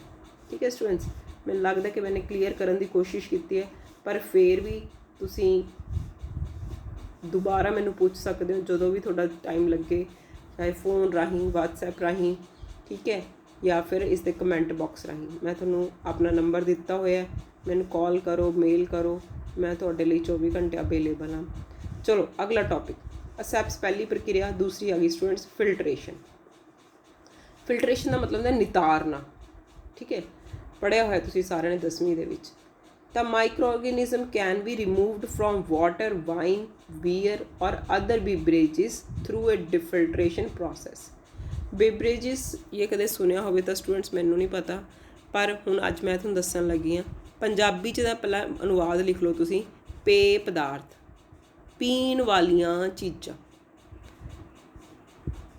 ਮੈਂ ਨਹੀਂ ਕਹਿੰਦੀ ਕਿ ਸਟੂਡੈਂਟਸ ਆਪਾਂ ਸਾਰੇ ਜਾਣੇ ਹੋਟਲਸ ਦੇ ਵਿੱਚ ਗਏ ਹੋਏ ਹਾਂ, ਰੈਸਟੋਰੈਂਟਸ ਦੇ ਵਿੱਚ ਗਏ ਹੋਏ ਹਾਂ। ਬਹੁਤ ਸਾਰੇ ਬੱਚੇ ਗਏ ਵੀ ਹੋਏ ਨੇ, ਬਹੁਤ ਸਾਰੇ ਬੱਚੇ ਨਹੀਂ ਵੀ ਗਏ, ਬਹੁਤ ਸਾਰੇ ਬੱਚੇ ਜਾਣਗੇ ਵੀ। ਹੁਣ ਸਕੂਲਸ ਦੇ ਵਿੱਚ ਵੀ ਬੱਚਿਆਂ ਨੂੰ ਟੂਰ 'ਤੇ ਲੈ ਕੇ ਜਾਇਆ ਜਾਂਦਾ ਹੈ ਨਾ, ਤਾਂ ਬੜੇ ਬੜੇ ਰੈਸਟੋਰੈਂਟਸ ਦੇ ਵਿੱਚ ਲੈ ਕੇ ਜਾਂਦਾ। ਹੁਣ ਤਾਂ ਦੇਖੋ ਸਾਰੇ ਬੰਦ ਹੈ, ਚਲੋ ਆਉਣ ਵਾਲਾ ਟਾਈਮ ਜ਼ਰੂਰ ਖੁੱਲ੍ਹੇਗਾ। ਤਾਂ ਸਟੂਡੈਂਟਸ ਜੇ ਤੁਸੀਂ ਉੱਥੇ ਕਦੇ ਮੈਨਿਊ ਕਾਰਡ ਖੋਲ੍ਹੋ, ਠੀਕ ਹੈ, ਔਰ ਤੁਹਾਨੂੰ ਪੀਣ ਵਾਲੀ ਚੀਜ਼ ਮੰਗਾਉਣੀ ਹੋਵੇ ਤਾਂ ਕਿੱਥੋਂ ਲੱਭੋਗੇ? ਤਾਂ ਉਹਦੇ ਵਿੱਚ ਸਟੂਡੈਂਟਸ ਇੱਕ ਲਿਖਿਆ ਹੋਇਆ ਹੁੰਦਾ ਹੈ ਬੇਵਰੇਜਿਸ, ਪੀਣ ਵਾਲੀਆਂ ਚੀਜ਼ਾਂ। ਤਾਂ ਇਹਦੇ ਵਿੱਚ ਸਾਰਾ ਕੁਝ ਲਿਖਿਆ ਹੁੰਦਾ students, hot coffee, T, cold coffee, cold drinks, ਹੈ ਨਾ। ਤਾਂ ਇਸ ਤਰ੍ਹਾਂ ਦੀਆਂ ਪੀਣ ਵਾਲੀਆਂ, ਸ਼ੇਕ ਵੀ, ਠੀਕ ਹੈ। ਤਾਂ ਬੇਵਰੇਜਿਸ ਇੱਕ ਇਹ ਇੰਪੋਰਟੈਂਟ ਗੱਲ ਹੈ। ਆਪਾਂ ਗੱਲ ਕਰ ਰਹੇ ਫਿਲਟਰੇਸ਼ਨ ਦੀ। ਤਾਂ ਫਿਲਟਰੇਸ਼ਨ ਹੁੰਦਾ ਨਿਤਾਰਨਾ। ਸਟੂਡੈਂਟਸ ਕੀ ਕਹਿੰਦਾ, ਜਦੋਂ ਅਸੈਪਸ ਪ੍ਰੋਸੈਸ ਤਾਂ ਹੋ ਗਈ, ਠੀਕ ਹੈ, ਉਸ ਤੋਂ ਬਾਅਦ ਅਸੈਪਸ ਹੋਣ ਤੋਂ ਬਾਅਦ ਜਦੋਂ ਇਹ ਪ੍ਰੋਸੈਸ ਯੂਨਿਟ ਆਪਰੇਸ਼ਨ ਦੇ ਵਿੱਚ ਹੋਵੇਗੀ, ਠੀਕ ਹੈ, ਤਾਂ ਉੱਥੇ ਫਿਲਟਰੇਸ਼ਨ, ਜਦੋਂ ਫਲੂਇਡ ਫਲੋ ਚੱਲੂਗਾ ਤਾਂ ਉੱਥੇ ਫਿਲਟਰੇਸ਼ਨ ਦੀ ਪ੍ਰੋਸੈਸ ਕੰਪਲੀਟ ਹੋਊਗੀ। ਔਰ ਜਦੋਂ ਇਸ ਫਿਲਟਰੇਸ਼ਨ ਦੇ ਰਾਹੀਂ ਹੀ ਅਸੀਂ ਕਿਸੇ ਵੀ ਤਰ੍ਹਾਂ ਦਾ ਭੋਜਨ ਪਦਾਰਥ ਨੂੰ ਉਹਦੇ ਵਿੱਚ ਕਲਰ ਚੇਂਜ ਕਰਕੇ, ਉਹਦੇ 'ਚ ਫਲੇਵਰ ਚੇਂਜ ਕਰਕੇ ਅਤੇ ਹੋਰ ਬਹੁਤ ਸਾਰੀਆਂ ਚੇਂਜਿਸ ਲਿਆ ਕੇ ਉਹਨੂੰ ਅਸੀਂ ਫਿਲਟਰ ਪ੍ਰੋਸੈਸ ਨੂੰ ਕਵਰ ਕਰਾਂਗੇ। ਜਿਵੇਂ filtration allow for the flavour to the preserve and keeps the products. ਸੁਣੋ, ਤੁਸੀਂ ਸਾਰਿਆਂ ਨੇ ਪੀਣ ਵਾਲੇ ਜੂਸਿਸ ਦੇਖੇ ਹੈ, ਠੀਕ ਹੈ, ਔਰ ਬਹੁਤ ਸਾਰੇ ਹੋਰ ਦੂਸਰੇ ਸਕੁਐਸ਼ ਦੇਖਦੇ ਹੋ। ਤਾਂ ਸਟੂਡੈਂਟਸ ਉਹ ਸਾਰੇ ਦੇ ਸਾਰੇ ਜਦੋਂ ਤਿਆਰ ਕੀਤੇ ਜਾਂਦੇ ਨੇ, ਉਹਨਾਂ 'ਚ ਫਲੇਵਰਸ ਜਾਂ ਕਲਰਸ ਜਾਂ ਹੋਰ ਚੀਜ਼ਾਂ ਐਡ ਕੀਤੀਆਂ ਜਾਂਦੀਆਂ, ਤਾਂ ਉਹ ਇੱਕ ਪ੍ਰੋਸੈਸ ਹੁੰਦੀ ਹੈ ਜਦੋਂ ਕਿ ਫਿਲਟਰੇਸ਼ਨ ਦੇ ਵਿੱਚ ਦੀ ਇਹ ਕ੍ਰੋਸ ਕਰਨਾ ਪੈਂਦਾ। ਤਾਂ ਉੱਥੇ ਇਹ ਫਿਲਟਰੇਸ਼ਨ ਦੀ ਪ੍ਰੋਸੈਸ ਹੁੰਦੀ ਹੈਗੀ ਹੈ, ਜਿਹਨੂੰ ਅਸੀਂ ਆਪਣੇ ਸਕੇਲ ਦੇ ਵਿੱਚ ਪੜ੍ਹ ਰਹੇ ਹਾਂ। ਅਗਲਾ students, dehydration and freezing drying. Dehydration and freeze drying. Dehydration students ਕੀ ਹੁੰਦਾ, ਜਦੋਂ ਆਪਾਂ ਕਿਸੇ ਫੂਡ ਪ੍ਰੋਡਕਟ ਦੇ ਵਿੱਚੋਂ ਪਾਣੀ ਦੀ ਮਾਤਰਾ ਨੂੰ ਘਟਾਈਏ ਅਤੇ ਉਸ ਤੋਂ ਬਾਅਦ ਉਸ ਨੂੰ ਇੱਕ ਠੰਡੇ ਟੈਂਪਰੇਚਰ 'ਤੇ ਜਾ ਕੇ ਸੁਕਾਈਏ, ਠੀਕ ਹੈ, ਜਿਵੇਂ such as lyophilization as used freeze and dried food. It's a common method that eliminates microbial growth. It works especially well on vegetables and pastas. ਕਿਉਂਕਿ ਸਟੂਡੈਂਟਸ ਜਦੋਂ ਪ੍ਰੋਸੈਸਿੰਗ ਹੁੰਦੀ ਹੈ ਨਾ, ਪ੍ਰੋਸੈਸਿੰਗ ਦੇ ਵਿੱਚ ਬਹੁਤ ਸਾਰੀਆਂ ਚੀਜ਼ਾਂ ਸਾਨੇ ਪ੍ਰੋਸੈਸ ਕਰਕੇ ਲੰਬੇ ਸਮੇਂ ਤੱਕ ਸੰਭਾਲੀਆਂ ਹੁੰਦੀਆਂ ਨੇ, ਤਾਂ ਉਸ ਟਾਈਮ 'ਤੇ ਸਾਨੂੰ ਡੀਹਾਈਡ੍ਰੇਸ਼ਨ ਕਰਨਾ ਪੈਂਦਾ ਸਟੂਡੈਂਟਸ। ਇੱਕ ਤਾਂ ਆਪਾਂ ਪੜ੍ਹਿਆ ਮੂਹਰੇ ਮੋਇਸਚਰ ਲੈਵਲ, ਠੀਕ ਹੈ, ਲੇਕਿਨ ਜਿੱਥੇ ਅਸੀਂ ਨਮੀ, ਪਾਣੀ ਜਾਂ ਇੱਕ ਡ੍ਰੌਪ ਦੀ ਵੀ ਨੂੰ ਵੀ ਖ਼ਤਮ ਕਰਤਾ, ਤਾਂ ਉੱਥੇ ਡੀਹਾਈਡ੍ਰੇਸ਼ਨ ਕਰਕੇ ਉਸ ਨੂੰ ਲਿਥੋਸਫਿਕੇਸ਼ਨ ਦੇ ਵਿੱਚ ਪਾ ਕੇ ਫਿਰ ਉਸ ਨੂੰ ਇੱਕ ਨਵੀਂ ਪ੍ਰੋਸੈਸ ਵਿੱਚ ਤਿਆਰ ਕੀਤਾ ਜਾਂਦਾ ਜਿਹਦੇ ਵਿੱਚ ਪੂਰੇ ਦੇ ਪੂਰੇ ਮਾਈਕਰੋਵੇਵ ਗਰੋਥ ਨੂੰ ਕੀ ਕੀਤਾ ਜਾਂਦਾ ਸਟੂਡੈਂਟਸ, ਰੋਕਿਆ ਜਾਂਦਾ ਹੈ, ਤਾਂ ਕਿ ਜਿਹੜੀਆਂ ਸਾਡੀਆਂ ਸਬਜ਼ੀਆਂ ਨੇ ਜਾਂ ਹੋਰ ਦੂਸਰੇ ਫੂਡ ਪ੍ਰੋਡਕਟਸ ਨੇ ਉਹਨਾਂ ਨੂੰ ਅਸੀਂ ਕੀ ਕਰਿਆ ਜਾ ਸਕਦਾ, ਲੰਬੇ ਸਮੇਂ ਤੱਕ ਸੰਭਾਲਿਆ ਜਾ ਸਕਦਾ ਹੈ। ਅਗਲੀ ਪ੍ਰੋਸੈਸ ਸਟੂਡੈਂਟਸ ਹੈਗੀ ਹੈ ਰੈਫਰੀਜਰੇਸ਼ਨ। ਸਟੂਡੈਂਟਸ ਇਹ ਲਾਰਜ ਸਕੇਲ 'ਤੇ ਵੀ ਹੈ ਅਤੇ ਇਹ ਸਮੋਲ ਸਕੇਲ 'ਤੇ ਵੀ ਹੈ। ਅਸੀਂ ਘਰਾਂ ਵਿੱਚ ਵੀ ਛੋਟੇ ਫਰਿੱਜ ਯੂਜ਼ ਕਰਦੇ ਹਾਂ ਅਤੇ ਵੱਡੇ ਕੋਲਡ ਸਟੋਰੇਜ ਵੀ ਦੇਖਦੇ ਹਾਂ। Refrigeration temperature typically -2 degree C to -16 degree centigrade. Slow microwave growth but it can not eliminate microbes completely, thus it is used to preserve food and for short। Students ਜਦੋਂ ਆਪਾਂ ਸੋਚਦੇ ਹਾਂ ਵੀ ਆਪਾਂ ਨੇ ਚੀਜ਼ ਨੂੰ ਸੰਭਾਲ ਕੇ ਵੀ ਰੱਖਣਾ ਪਰ ਹਜੇ ਯੂਜ਼ ਨਹੀਂ ਕਰਨੀ, ਠੀਕ ਹੈ, ਯੂਜ਼ ਵੀ ਬਾਅਦ 'ਚੋਂ ਕਰਨੀ ਹੈ, ਤਾਂ ਉਦੋਂ ਸਾਨੂੰ ਰੈਫਰੀਜਰੇਸ਼ਨ ਬਣਾ ਕੇ ਰੱਖ ਲਿਆ ਸੀ ਤਾਂ ਉਸ ਟਾਈਮ 'ਤੇ ਸਾਡਾ ਇੱਕ ਟੈਂਪਰੇਚਰ ਹੁੰਦਾ ਹੈ ਜਿਹੜਾ ਮਾਈਨਸ ਦੇ ਵਿੱਚ ਅਸੀਂ ਜਮਾਊ ਦਰਜਾ ਕਹਿੰਦੇ ਹਾਂ ਸਾਡਾ, ਉਸ ਤੋਂ ਘੱਟ ਟੈਂਪਰੇਚਰ ਦੇ ਵਿੱਚ ਚਲੇ ਜਾਂਦੇ ਹਾਂ ਤਾਂ ਉਸ ਸਮਾਨ ਨੂੰ ਉਸ ਟਾਈਮ ਪੀਰੀਅਡ ਦੇ ਲਈ ਕੀ ਕਰ ਦਿੱਤਾ ਜਾਂਦਾ, ਜਮਾ ਦਿੱਤਾ ਜਾਂਦਾ ਔਰ ਸੰਭਾਲ ਕੇ ਰੱਖਣ ਦੀ ਪ੍ਰਕਿਰਿਆ ਨੂੰ ਪੂਰਾ ਕੀਤਾ ਜਾਂਦਾ। ਸਟੂਡੈਂਟਸ ਜਮਾਊ ਦਰਜਾ ਉਹਨੂੰ ਕੀ ਕਹਿੰਦੇ ਹੈ, ਰੈਫਰੀਜਰੇਸ਼ਨ। ਤਾਂ ਇਹ ਰੈਫਰੀਜਰੇਸ਼ਨ ਦੀ ਆਪਾਂ ਸਾਰੀਆਂ ਪ੍ਰੋਸੈਸ ਹੀ ਪੜ੍ਹ ਰਹੇ ਹਾਂ ਸਟੂਡੈਂਟਸ, ਮੈਂ ਜਿਹੜੀ ਕਰ ਰਹੀ ਹੈਗੀ ਹਾਂ ਉਹ ਸਮੋਲ ਸਕੇਲ ਅਤੇ ਲਾਰਜ ਸਕੇਲ ਨੂੰ ਕਵਰ ਕਰ ਰਹੀਆਂ ਨੇਗੀਆਂ, ਇਸੇ ਕਰਕੇ refrigeration.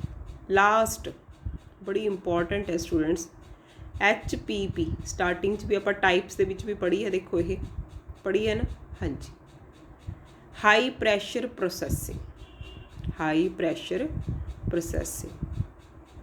is a novel food technology based on the use high pressure. This process led to inactivation of bacteria, yeast, mold and most of enzymes that responsible for food deterioration. Students ਇਹ line ਨਾ ਮੈਂ ਤੁਹਾਡੇ ਤੇ ਛੱਡਦੀ ਹਾਂ, ਤੁਸੀਂ ਮੈਂ ਦੇਖਣਾ ਚਾਹੁੰਦੀ ਕਿ +1 'ਚ ਕਿਵੇਂ ਪੜ੍ਹਿਆ ਸੀ। +1 ਦੇ ਵਿੱਚ ਤੁਸੀਂ ਪੜ੍ਹੇ ਸੀ ਇਹ ਚਾਰੇ ਵਰਡ ਵਿੱਚੋਂ, ਈਸਟ, ਮੋਲਡ, ਇੰਜਾਈਮਸ। ਇਹ ਰਿਸਪੌਂਸੀਬਲ ਬਣਦੇ ਨੇ ਜਦੋਂ ਕਿਸੇ ਭੋਜਨ ਪਦਾਰਥ ਨੂੰ ਹਾਈ ਪ੍ਰੈਸ਼ਰ ਪ੍ਰੋਸੈਸਿੰਗ ਦੇ ਤਹਿਤ ਰੱਖਿਆ ਜਾਂਦਾ ਹੈਗਾ। ਮੈਂ ਤੁਹਾਡੀ ਵੇਟ ਕਰੂੰਗੀ ਕਿ ਤੁਹਾਨੂੰ HPP ਦੀ ਐਗਜ਼ਾਮਪਲਸ ਖੁਦ ਆਉਣੀਆਂ ਚਾਹੀਦੀਆਂ ਨੇ। ਕਿਊਜ਼ ਦੇ ਵਿੱਚ ਵੀ ਮੈਂ ਇਹ ਟੈਸਟ ਮਤਲਬ ਕੁਐਸਚਨ ਪਾਊਂਗੀ ਤਾਂ ਤੁਹਾਨੂੰ ਪਤਾ ਹੋਣਾ ਚਾਹੀਦਾ। ਨਹੀਂ ਪਤਾ ਹੋਊਗਾ ਤੁਸੀਂ ਮੈਨੂੰ ਪੁੱਛੋ, ਮੈਨੂੰ ਕੋਈ ਪ੍ਰੋਬਲਮ ਨਹੀਂ, ਪਰ ਮੇਰੇ ਹਿਸਾਬ ਨਾਲ ਮੈਨੂੰ ਲੱਗਦਾ ਹੈ ਕਿ ਮੇਰੇ ਬੱਚਿਆਂ ਨੂੰ ਇਹ ਜ਼ਰੂਰ ਆਉਂਦਾ ਹੋਊਗਾ, ਈਸਟ, ਮੋਲਡ, ਕਿਉਂਕਿ +1 'ਚ ਆਪਾਂ ਬਹੁਤ ਚੰਗੀ ਤਰ੍ਹਾਂ ਪੜ੍ਹਿਆ ਹੈਗਾ ਇੰਜਾਈਮਸ। ਤਾਂ ਇਹ ਸਾਰੇ ਬੇਸਿਕਸ ਪ੍ਰਿੰਸੀਪਲਸ ਅਤੇ ਸਮੋਲ ਸਕੇਲ ਅਤੇ ਲਾਰਜ ਸਕੇਲ ਦੇ ਵਿੱਚ ਆਪਣੀਆਂ ਪ੍ਰੋਸੈਸਿੰਗ ਦੇ ਸਟੈਪਸ ਹੈ ਸਟੂਡੈਂਟਸ, ਜਿਹੜੇ ਕਿ ਮੈਂ ਤੁਹਾਨੂੰ ਕਰਾਉਣ ਦੀ ਕੋਸ਼ਿਸ਼ ਕੀਤੀ ਹੈ। ਸੋਚਦੇ ਹੋਗੇ ਕਿ ਮੈਮ ਨੇ ਡਾਇਗਰਾਮ ਛੱਡਤੀ, ਨਹੀਂ ਸਟੂਡੈਂਟਸ ਮੈਂ ਛੱਡੀ ਨਹੀਂ, ਮੈਂ ਤੁਹਾਡੀ ਵੇਟ ਕਰ ਰਹੀ ਹਾਂ। ਜੇ ਤੁਹਾਨੂੰ HPP ਪਤਾ ਲੱਗ ਗਿਆ ਤਾਂ ਫਿਰ ਮੈਂ ਇਹ ਨਵੀਂ ਟੈਕਨੀਕ ਤੁਹਾਨੂੰ ਅਗਲੀ ਵੀਡੀਓ 'ਚ ਸਮਝਾਉਂਗੀ। ਤਾਂ ਇਹ ਵੀਡੀਓ ਦੇ ਲਈ ਮੈਂ ਸਿਰਫ ਤੁਹਾਨੂੰ ਇੱਕ ਕਲੂ ਦੇਤਾ ਹੈ, ਤੁਹਾਡਾ ਹੋਮਵਰਕ ਦੇਤਾ ਹੈ, ਸਮਝ ਲਓ ਕਿ ਇਹਦਾ ਕਲੈਰੀਫਿਕੇਸ਼ਨ ਤੁਸੀਂ ਦਿਓਗੇ। ਜਿਹੜਾ ਸਟੂਡੈਂਟ ਮੈਨੂੰ ਇਸ ਚੀਜ਼ ਦੀ ਕਲੈਰੀਫਿਕੇਸ਼ਨ ਦੇਊਗਾ ਉਹਦੇ ਲਈ ਇੱਕ ਸਰਪ੍ਰਾਈਜ਼ ਵੀ ਹੋਵੇਗਾ, ਉਹ ਮੈਂ ਹੁਣ ਨਹੀਂ ਦੱਸਾਂ, ਫਿਰ ਸਰਪ੍ਰਾਈਜ਼ ਕਿਵੇਂ ਰਹੇਗਾ, ਠੀਕ ਹੈ। ਤੁਸੀਂ ਮੈਨੂੰ ਆਪਣੀ ਵੀਡੀਓ ਬਣਾ ਕੇ ਜਾਂ ਆਪਣਾ WhatsApp 'ਤੇ ਵੋਇਸ ਮੈਸੇਜ ਦੇ ਕੇ ਮੈਨੂੰ ਸਮਝਾ ਸਕਦੇ ਹੋ, ਦੱਸ ਸਕਦੇ ਹੋ ਪਰਸਨਲੀ, ਫਿਰ ਆਪਾਂ ਇਸ ਨੂੰ ਗਰੁੱਪ ਦੇ ਵਿੱਚ ਸ਼ੋਅ ਕਰਾਂਗੇ, ਜੋ ਕਿ ਤੁਹਾਡੇ ਲਈ ਇੱਕ ਬਹੁਤ ਹੀ ਸ਼ਾਨਦਾਰ ਐਕਸਪੀਰੀਅੰਸ ਹੋਊਗਾ, ਠੀਕ ਹੈ। ਚਲੋ ਆਪਾਂ ਆਪਣੇ ਟੌਪਿਕ 'ਤੇ ਚੱਲਦੇ ਹਾਂ ਅੱਗੇ। Sanitation and hygiene in food processing unit. Sanitation ਜਿਹੜੀ ਅੱਜ ਦੀ ਮੈਂ ਬਾਰ-ਬਾਰ ਇਹੀ ਯੂਜ਼ ਕਰ ਰਹੀ ਹਾਂ ਸਟੂਡੈਂਟਸ, ਅੱਜ ਦੀ ਘੜੀ ਦੇ ਵਿੱਚ ਇਹ ਸ਼ਬਦ ਰੱਬ ਤੋਂ ਵੀ ਰੱਬ ਵਰਗੇ ਸ਼ਬਦ ਨੇ। Sanitation, hygiene. ਸਭ ਤੋਂ ਪਹਿਲਾਂ ਤੁਸੀਂ ਸਾਫ਼ ਸੁਥਰਾ ਰੱਖੋਗੇ, ਫਿਰ ਅਸੀਂ ਉਸ ਤੋਂ ਆਪਣੇ ਆਪ ਨੂੰ ਬਚਾਵਾਂਗੇ। Personal hygiene. ਆਪਾਂ ਗੱਲ ਕਰ ਰਹੇ ਹਾਂ ਫੂਡ ਪ੍ਰੋਡਕਟਸ ਦੀ, ਫੂਡ ਪ੍ਰੋਸੈਸਿੰਗ ਦੀ, ਮੰਨ ਲਓ ਕਿ ਅਸੀਂ ਛੋਟੇ ਪੱਧਰ 'ਤੇ ਘਰ 'ਚ ਡਾਇਰੀ ਲਗਾਈ ਹੋਈ ਹੈ, ਠੀਕ ਹੈ, ਦੁੱਧ ਦੀ ਡਾਇਰੀ ਆਪਣੇ ਸਾਰੇ ਪਿੰਡਾਂ ਦੇ ਵਿੱਚ ਰੋਜ਼ ਆਪਾਂ ਦੁੱਧ ਡਾਇਰੀ ਵਾਲੇ ਪਾ ਕੇ ਆਉਂਦੇ ਹਾਂ। ਉਹਦਾ ਫਸਟ ਸਟੈਪ ਆਪਣੇ ਘਰੇ ਕੀ ਹੁੰਦਾ ਸਟੂਡੈਂਟਸ? ਜਦੋਂ ਧਾਰ ਕੱਢਣੀ ਹੈ, ਦੁੱਧ ਲੈ ਕੇ ਆਉਣਾ ਮੱਝ ਤੋਂ, ਠੀਕ ਹੈ, ਸਭ ਤੋਂ ਪਹਿਲਾਂ ਬਾਲਟੀ ਸਾਫ਼ ਹੋਣੀ ਚਾਹੀਦੀ ਹੈ, ਤੁਹਾਡੇ ਹੱਥ ਸਾਫ਼ ਹੋਣੇ ਚਾਹੀਦੇ ਨੇ। ਤੁਹਾਨੂੰ ਉਸ ਟਾਈਮ 'ਤੇ ਕੋਈ ਵੀ ਛਿੱਕ ਜਾਂ ਕਿਸੇ ਹੋਰ ਤਰ੍ਹਾਂ ਦਾ ਇਸ ਤਰ੍ਹਾਂ ਦਾ ਨਹੀਂ, ਠੀਕ ਹੈ, ਆ ਜੇ ਤਾਂ ਕੋਈ ਗੱਲ ਨਹੀਂ, ਤਾਂ ਉਹਨੂੰ ਆਪਾਂ ਨੂੰ ਧਿਆਨ ਹੋਣਾ ਚਾਹੀਦਾ। ਤਾਂ ਪ੍ਰੋਸੈਸਿੰਗ ਸਮੇਂ ਵੀ ਇਹ ਸਾਰੀਆਂ ਚੀਜ਼ਾਂ ਬਹੁਤ ਇੰਪੋਰਟੈਂਟ ਨੇ। ਤਾਂ ਮੈਂ ਫਸਟ ਕੁਐਸਚਨ ਬਣਾਇਆ ਸਟੂਡੈਂਟਸ ਇਸ ਵਿੱਚ ਤੁਹਾਡੇ ਵਾਸਤੇ, what is the process of sanitation. ਤਾਂ ਪਾਰਕਰਸ ਕਹਿੰਦੇ ਨੇ cleaning as the complete removal of unwanted matter। Please ਇਸ ਨੂੰ ਅੰਡਰਲਾਈਨ ਕਰ ਲਓ ਸਾਰੇ ਬੱਚੇ। ਪਾਰਕਰ ਬਹੁਤ ਬੜੇ scientist, cleaning as the complete removal of unwanted matter। Sanitation students ਉਦੋਂ ਹੀ ਸਟਾਰਟ ਹੋ ਜਾਂਦੀ ਹੈ ਜਿਵੇਂ ਹੁਣ ਮੈਂ ਵੀਡੀਓ 'ਤੇ ਬੈਠੀ ਹਾਂ, ਤੁਸੀਂ ਇਸ ਵੀਡੀਓ ਨੂੰ ਸੁਣ ਰਹੇ ਹੋ, ਠੀਕ ਹੈ। ਤੁਸੀਂ ਆਪਣੇ ਆਲੇ ਦੁਆਲੇ ਨੂੰ ਕਿੰਨਾ ਸਾਫ਼ ਰੱਖ ਸਕਦੇ ਹੋ, ਕਿੰਨੀ ਆਪਣੇ ਆਪ ਨੂੰ ਤੁਸੀਂ ਸੋਹਣਾ ਬਣਾ ਕੇ ਰੱਖ ਸਕਦੇ ਹੋ। Complete removal of unwanted matter. ਤਾਂ ਫੂਡ ਪ੍ਰੋਸੈਸਿੰਗ ਕੰਪਨੀਆਂ ਦੇ ਵਿੱਚ, ਠੀਕ ਹੈ, ਫੈਕਟਰੀਆਂ ਦੇ ਵਿੱਚ, ਜਿਹੜੀ ਕਿ ਹੁਣ ਅੱਜ ਦੀ ਸਭ ਤੋਂ ਜ਼ਰੂਰੀ ਘੜੀ ਹੈ। ਜਿੰਨੇ ਇਨਸਾਨਾਂ ਨੂੰ, ਜਿਵੇਂ ਤੁਸੀਂ ਕਦੇ ਫੂਡ ਫੈਕਟਰੀ ਦੇ ਵਿੱਚ ਜਾਓ ਜਾਂ ਦੇਖਿਆ students, head mask, face mask, ਠੀਕ ਹੈ, ਬਾਕੀ ਸਾਰੇ ਮਾਸਕ ਉਹਨਾਂ ਨੇ ਪਾਏ ਹੋਏ ਹੁੰਦੇ ਨੇ। ਮੈਂ ਬਾਰ-ਬਾਰ ਤੁਹਾਨੂੰ ਦੱਸ ਰਹੀ ਹਾਂ ਵੀ ਲੇਜ਼ ਕੰਪਨੀ ਦੇ ਵਿੱਚ ਮੈਂ ਆਪਣੇ ਸਟੂਡੈਂਟਸ ਨੂੰ ਲੈ ਕੇ ਜਾਂਦੀ ਹਾਂ। ਬॉयज़ ਦੇ ਅਲੱਗ ਸਾਰਾ ਮਾਸਕ ਨੇ, ਗਰਲਸ ਦੇ ਅਲੱਗ ਮਾਸਕ ਨੇ, ਠੀਕ ਹੈ। ਤਾਂ ਉਹ ਸਾਰੇ ਤੁਸੀਂ ਸਟਰਲਾਈਜ਼ ਕਰਕੇ ਤੁਹਾਨੂੰ ਅੰਦਰ ਲੈ ਕੇ ਜਾਂਦੇ ਨੇ। ਸ਼ੂਜ਼ ਇੰਨੇ ਡਿਫਰੈਂਟ ਸਟਾਈਲ ਦੇ ਹੁੰਦੇ ਨੇ ਸਟੂਡੈਂਟਸ, ਤੁਸੀਂ ਸੋਚ ਨਹੀਂ ਸਕਦੇ। ਔਰ ਮਾਸਕ, ਮੈਂ ਇਸ 'ਚ ਤੁਹਾਨੂੰ ਹਜੇ ਫੋਟੋ ਸ਼ੇਅਰ ਨਹੀਂ ਕਰਦੀ ਮੇਰੇ ਸਟੂਡੈਂਟਸ ਦੀਆਂ, ਮੈਂ ਤੁਹਾਨੂੰ, ਤੁਸੀਂ ਪਹਿਲੇ ਮੈਨੂੰ ਕਮੈਂਟ ਬਾਕਸ ਕਰੋ, ਫਿਰ ਮੈਂ ਤੁਹਾਨੂੰ ਕਿਤੇ ਆਪਾਂ ਇਕੱਠੇ ਬਣਾਵਾਂਗੇ ਪ੍ਰੋਗਰਾਮ, ਠੀਕ ਹੈ। ਤਾਂ ਉੱਥੇ ਇਹ ਸਾਰੀਆਂ ਚੀਜ਼ਾਂ, ਉੱਥੇ ਡੈਫੀਨੇਸ਼ਨ ਕਲੀਅਰ ਹੁੰਦੀ ਹੈ student. The complete removal of unwanted matter, removing these soils enables the sanitizer to work effectively. ਤਾਂ ਅੱਜ ਕੱਲ੍ਹ ਤਾਂ ਆਪਾਂ ਸੈਨੀਟਾਈਜ਼ਰ ਸਾਰੇ ਯੂਜ਼ ਕਰੀ ਜਾ ਰਹੇ ਹਾਂ ਵਰਡ, ਤਾਂ ਦੇਖੋ ਤੁਹਾਡੀ ਪੜ੍ਹਾਈ 'ਚ ਵੀ ਹੈ। ਤਾਂ ਉਸ ਸਮੇਂ 'ਤੇ ਕੇਵਲ ਸੈਨੀਟਾਈਜ਼ਰ ਨੇ ਜਿਹੜੀ ਕਿ ਸਾਡੀ ਹੈਲਪ ਕਰਦੇ ਨੇ। Thus attaining a sanitation environment involve 7 essential steps. ਤਾਂ ਉਹ 7 ਸਟੈਪਸ ਨੇ ਜਿਹੜੇ ਤੁਸੀਂ ਧਿਆਨ ਨਾਲ ਪੜ੍ਹੋ। ਪਹਿਲੇ ਕਿ ਇੰਸਪੈਕਸ਼ਨ, ਫਿਰ ਆਈਡੈਂਟੀਫਿਕੇਸ਼ਨ, ਫਿਰ ਇਕਵਿਪਮੈਂਟਸ, ਫਿਰ ਬ੍ਰੇਕਡਾਊਨ, ਸਵੀਪਿੰਗ ਐਂਡ ਫਲੈਸ਼ਿੰਗ। ਹੁਣ ਦੇਖੋ, ਜਦੋਂ ਫੂਡ ਪ੍ਰੋਸੈਸਿੰਗ ਦੇ ਵਿੱਚ ਸਭ ਤੋਂ ਪਹਿਲਾਂ ਜਿਹੜੀ ਫੂਡ ਫੈਕਟਰੀ, ਤੁਸੀਂ ਜਿਹੜਾ ਵੀ ਤੁਹਾਡੇ ਕੋਲੇ ਆਏਗਾ, ਠੀਕ ਹੈ, ਉਹ ਤੁਸੀਂ ਕੀ ਕਰਾਂਗੇ, ਪਹਿਲਾਂ ਇੰਸਪੈਕਸ਼ਨ ਹੋਊਗੀ, ਫਿਰ ਉਸ ਨੂੰ ਆਈਡੈਂਟੀਫਾਈਡ ਕੀਤਾ ਜਾਊਗਾ, ਫਿਰ ਜਿਹੜਾ ਇਕਵਿਪਮੈਂਟਸ ਉਹਨੂੰ ਚੈੱਕ ਕੀਤਾ ਜਾਊਗਾ, ਫਿਰ ਜਿਹੜੀ ਉਹਦੇ 'ਚ ਕੋਈ ਪ੍ਰੋਬਲਮ ਹੈ ਉਹਨੂੰ ਦੇਖਿਆ ਜਾਊਗਾ, ਫਿਰ ਉਸ ਕਲੀਅਰ ਕੀ ਸਾਫ਼ ਕੀਤਾ ਜਾਊਗਾ, ਅਤੇ ਲਾਸਟ ਵਿੱਚ ਜਿਹੜੀ ਵੀ ਕੋਈ ਪ੍ਰੋਬਲਮ ਹੈ ਉਹਨੂੰ ਕੀ ਕੀਤਾ ਜਾਊਗਾ, ਪੂਰਾ ਸ਼ਟ ਆਊਟ ਕਰ ਦਿੱਤਾ ਜਾਊਗਾ, ਖਤਮ ਕਰ ਦਿੱਤਾ ਜਾਊਗਾ, ਫਲੈਸ਼ਿੰਗ ਖਤਮ ਕਰ ਦਿੱਤਾ ਜਾਊਗਾ। ਤਾਂ ਫਿਰ ਅਸੀਂ ਕੀ ਕਹਿ ਸਕਦੇ ਹਾਂ, ਉੱਥੇ ਪੂਰਾ ਸੈਨੀਟੇਸ਼ਨ ਕੰਪਲੀਟ ਹੋ ਚੁੱਕਿਆ ਹੈ। ਹੁਣ ਅਗਲਾ ਟੌਪਿਕ ਹੈ ਹਾਈਜੀਨ। ਪਹਿਲੇ ਐਂ ਦੱਸਦੇ ਹਾਂ ਕਿ ਹਾਈਜੀਨ ਅਤੇ ਸੈਨੀਟੇਸ਼ਨ 'ਚ ਫ਼ਰਕ ਕੀ ਹੈ, ਜਾਂ ਸੈਨੀਟੇਸ਼ਨ ਕੀ ਹੈ, ਹਾਈਜੀਨ ਕੀ ਹੈ।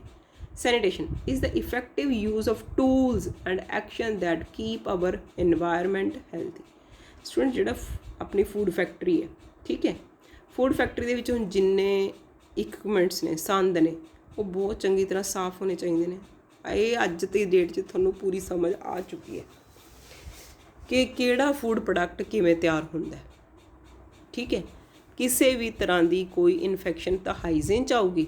ਪਹਿਲਾਂ ਉੱਥੋਂ ਦੀ ਜਿਹੜੀ ਸਫਾਈ ਹੈ, ਮੈਂ ਤੁਹਾਨੂੰ ਬਾਰ-ਬਾਰ ਕਹਿ ਰਹੀ ਹਾਂ ਕਿ ਜਿਹੜੀ ਤੁਹਾਡੇ ਆਪਦੇ ਲੋਕਲ ਪਿੰਡ ਦੇ ਵਿੱਚ ਦੁੱਧ ਦੀ ਡਾਇਰੀ ਵੀ ਹੈ ਨਾ ਸਟੂਡੈਂਟਸ, ਜਿਹੜੇ ਉੱਥੋਂ ਦੇ ਬਾਲਟੀ ਹੈ, ਰਿਫਰੈਕਟਰੋਮੀਟਰ ਹੈ, ਜੈਲ ਮੀਟਰ ਹੈ, ਪਿਪੇਟਸ ਹੈ, ਠੀਕ ਹੈ, ਉਹ ਸਾਰੀਆਂ ਕਿੰਨੀਆਂ ਸਾਫ਼ ਨੇ, ਕਿਹੜੇ ਪਾਣੀ ਨਾਲ ਸਾਫ਼ ਕੀਤੀਆਂ ਹੋਈਆਂ ਨੇ, ਕਿੰਨੀ ਫਰਸ਼ ਸਾਫ਼ ਨੇ, ਕਿੰਨਾ ਉੱਥੇ ਫਰਨੈਲ ਪਾ ਕੇ ਪੋਚਾ ਲੱਗਿਆ ਹੋਇਆ, ਤਾਂ ਬਹੁਤ ਸਾਰੀਆਂ ਚੀਜ਼ਾਂ ਨੇ ਜਿਹੜੀਆਂ ਕਿ ਸੈਨੀਟੇਸ਼ਨ ਦੇ ਵਿੱਚ ਆਉਣਗੀਆਂ। ਤਾਂ ਹੀ ਲਿਖਿਆ ਹੋਇਆ ਹੈ use of to and action that keep our environment healthy. Students ਉੱਥੇ ਆਪਣੇ ਆਪ ਕਲੈਰਿਟੀ ਹੋਣੀ ਚਾਹੀਦੀ ਹੈ ਕਿ ਹਾਂਜੀ ਪੂਰੀ ਸਾਫ ਸਫਾਈ ਹੈ। ਤਾਂ ਜਿਹਦੇ ਵਿੱਚ ਇਹ ਕੀ ਆਉਣਗੇ, ਸਟੈਪਸ ਆਉਣਗੇ। ਥੀਸ ਇਨਕਲੂਡਸ, ਉੱਥੇ ਨੇੜੇ ਤੇੜੇ ਕਿਸੇ ਵੀ ਤਰ੍ਹਾਂ ਦੀ ਹੋਰ ਗੰਦਗੀ ਨਹੀਂ ਹੋਣੀ ਚਾਹੀਦੀ, ਅਤੇ waste food preparation, washing station, effective drainage and other ਸੱਚ ਮਕੈਨਿਜ਼ਮ। ਹੁਣ ਮੰਨ ਲਓ ਕਿ ਤੁਸੀਂ ਸਾਰੇ ਜਾਣੇ ਨੇ ਨਾ, ਬਹੁਤ ਸਾਰੇ ਪੀਜ਼ਾ, ਬਰਗਰਸ ਜਾਂ ਗੋਲ ਗੱਪੇ ਇਹ ਪਸੰਦ ਹੈਗਾ ਨਾ, ਪਸੰਦ ਠੀਕ ਹੈ, ਬਿਲਕੁਲ ਸਹੀ ਹੈ। ਲੇਕਿਨ ਜਿੱਥੇ ਉਹ ਬਣਦੇ ਨੇ, ਜੇ ਤੁਸੀਂ ਉਹ ਜਗ੍ਹਾ ਦੇਖੋ ਕਿ ਉਹ ਜਗ੍ਹਾ ਸਾਫ਼ ਹੈ, ਤਾਂ ਉਹ ਸਾਰਾ ਯੂਨਿਟ ਆਪਰੇਸ਼ਨ ਹੈ ਸਟੂਡੈਂਟਸ। ਹੁਣ ਸਮਝ ਆ ਗਈ ਸਾਰਿਆਂ ਨੂੰ ਯੂਨਿਟ ਆਪਰੇਸ਼ਨ। ਜਿੱਥੇ ਤੁਹਾਨੂੰ ਪੈਕ ਹੋ ਕੇ ਬਾਹਰ ਸੋਹਣੇ ਲਿਫਾਫੇ ਦੇ ਵਿੱਚ AC 'ਚ ਬੈਠ ਕੇ ਮਿਲ ਗਿਆ, ਉਹ ਯੂਨਿਟ ਆਪਰੇਸ਼ਨ ਨਹੀਂ ਹੈ। ਜਿੱਥੇ ਉਹ ਸਾਰੀਆਂ ਚੀਜ਼ਾਂ ਬਣ ਰਹੀਆਂ ਨੇ, ਕੀ ਉਹ ਸਾਫ਼ ਨੇ? ਕੀ ਪੈਕ ਹੋਣ ਤੋਂ ਪਹਿਲਾਂ ਹਰ ਚੀਜ਼ ਸਾਫ਼ ਸੀ? ਤਾਂ ਸਟੂਡੈਂਟਸ ਉਹ ਹੈ ਸੈਨੀਟੇਸ਼ਨ। ਤਾਂ ਇਹ ਜਿਹੜੀਆਂ ਕਿ ਮੈਂ ਤੁਹਾਨੂੰ ਪਹਿਲੇ ਟੌਪਿਕ ਤੋਂ ਪੜ੍ਹਾ ਰਹੀ ਹਾਂ, ਯੂਨਿਟ ਆਪਰੇਸ਼ਨ। ਹੁਣ ਉਹਦੇ ਵਿੱਚ ਦੂਸਰਾ ਪੁਆਇੰਟ ਆਉਂਦਾ hygiene. Hygiene is a set of personal practice that contribute to good health.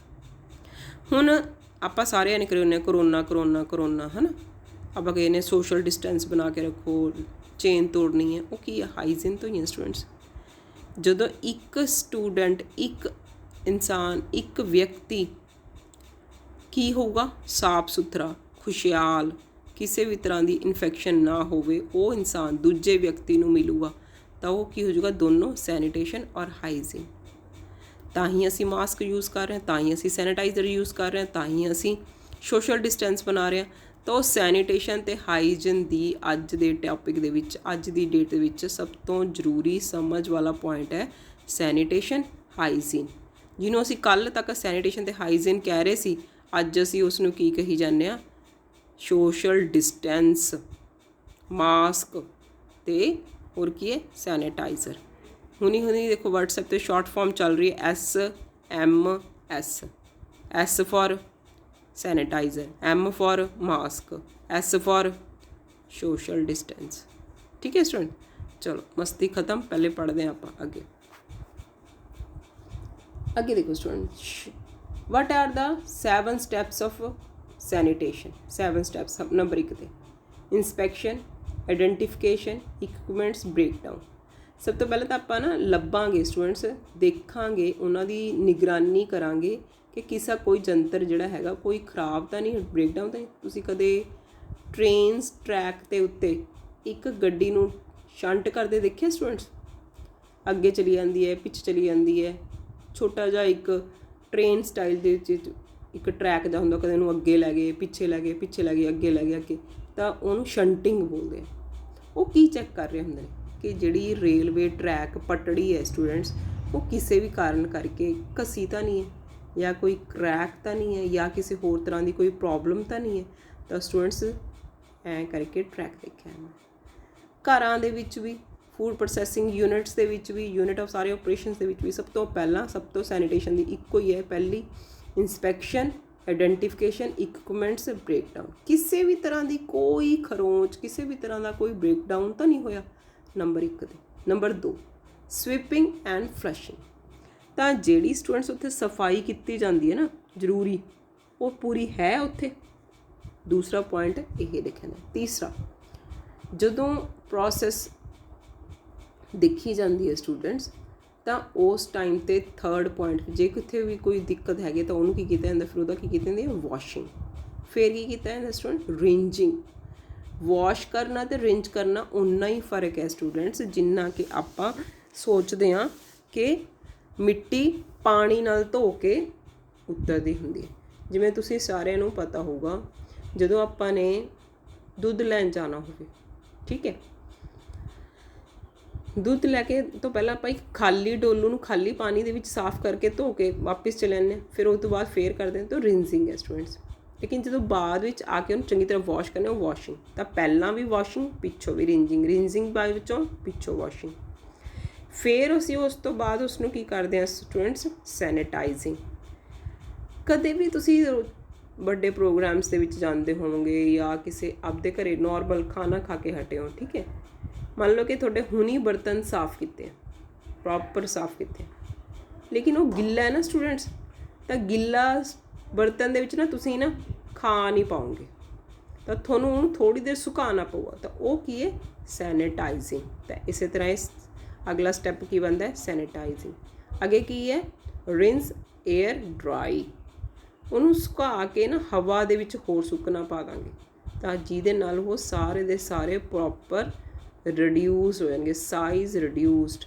Last ਹੈਗਾ ਵੈਲੀਡੇਸ਼ਨ, ਜਿਹੜੇ ਕਿ ਆਪਾਂ ਚੀਜ਼ ਨੂੰ ਪੱਕੇ ਤੌਰ 'ਤੇ ਫਿਕਸ ਕਰਤਾ, ਉਹਨੂੰ ਵੈਲਿਡਿਟੀ ਮਿਲ ਗਈ ਹੈਗੀ ਹੈ ਸਟੂਡੈਂਟਸ ਵੀ ਹਾਂ ਇਹ ਫੁੱਲ ਫਲੈਸ਼ ਸੈਨੀਟਾਈਜ਼ਰ ਹੋ ਚੁੱਕਿਆ ਹੈ, ਸੈਨੀਟੇਸ਼ਨ ਦੇ ਵਿੱਚ ਜਾ ਚੁੱਕਿਆ ਹੈ, ਹੁਣ ਇਸ ਦੇ ਵਿੱਚ ਕੋਈ ਵੀ ਕਿਸੇ ਵੀ ਤਰ੍ਹਾਂ ਦੀ ਦਿੱਕਤ ਨਹੀਂ ਹੈਗੀ, ਇੱਕ ਸਟੈਂਪਿੰਗ ਹੋ ਜਾਂਦੀ ਹੈ। ਤਾਂ 7 ਸਟੈਪਸ ਆਫ ਹਾਈਜੀਨ ਦੇ ਵਿੱਚ ਕੀ ਕਰਾਂਗੇ, machines you use to clean other machines are probable were very similar to those you seek in your machines. ਚਾਹੇ ਕਿਸੇ ਵੀ ਲੈਵਲ ਦਾ ਇਨਸਾਨ ਕੰਮ ਕਰ ਰਿਹਾ ਹੋਵੇ, ਜਿਹੜੇ ਉਹਦੇ ਸੰਦ ਨੇ ਸਟੂਡੈਂਟਸ, ਉਹ 1 ਦੇ ਨਾਲ 2, 2 ਨਾਲ 3, 4, 6 ਸਾਰਿਆਂ ਨੂੰ ਅਲੱਗ-ਅਲੱਗ ਕਰਕੇ ਸਾਫ਼ ਕਰਕੇ ਦੇਖੂਗਾ ਕਿ ਉਹ ਉਹਦੇ ਨਾਲ ਸਾਫ਼ ਹੈ, ਉਹ ਉਹਦੇ ਨਾਲ ਸਾਫ਼ ਹੈ, ਉਹ ਉਹਦੇ ਨਾਲ ਸਾਫ਼ ਹੈ, ਕਿਉਂਕਿ ਸਾਰੇ ਇੱਕ ਦੂਜੇ ਨਾਲ ਜੁੜੇ ਹੋਏ ਨੇ, ਜਿਹੜੀ ਕਿ ਇੱਕ ਮਸ਼ੀਨ ਬਣਾਉਂਦੇ ਨੇ। ਮੰਨ ਲਓ ਕਿ ਜੇ ਆਪਾਂ ਨੇ ਸਕਰੂ ਵੀ ਖੋਲ੍ਹਣਾ ਨਾ ਸਟੂਡੈਂਟਸ, ਤਾਂ ਦੇਖੋ ਉਹਦੇ 'ਚ ਆਪਣੇ ਕਿੰਨੇ ਸਕਰੂਜ਼ ਖੁੱਲ੍ਹਣਗੇ।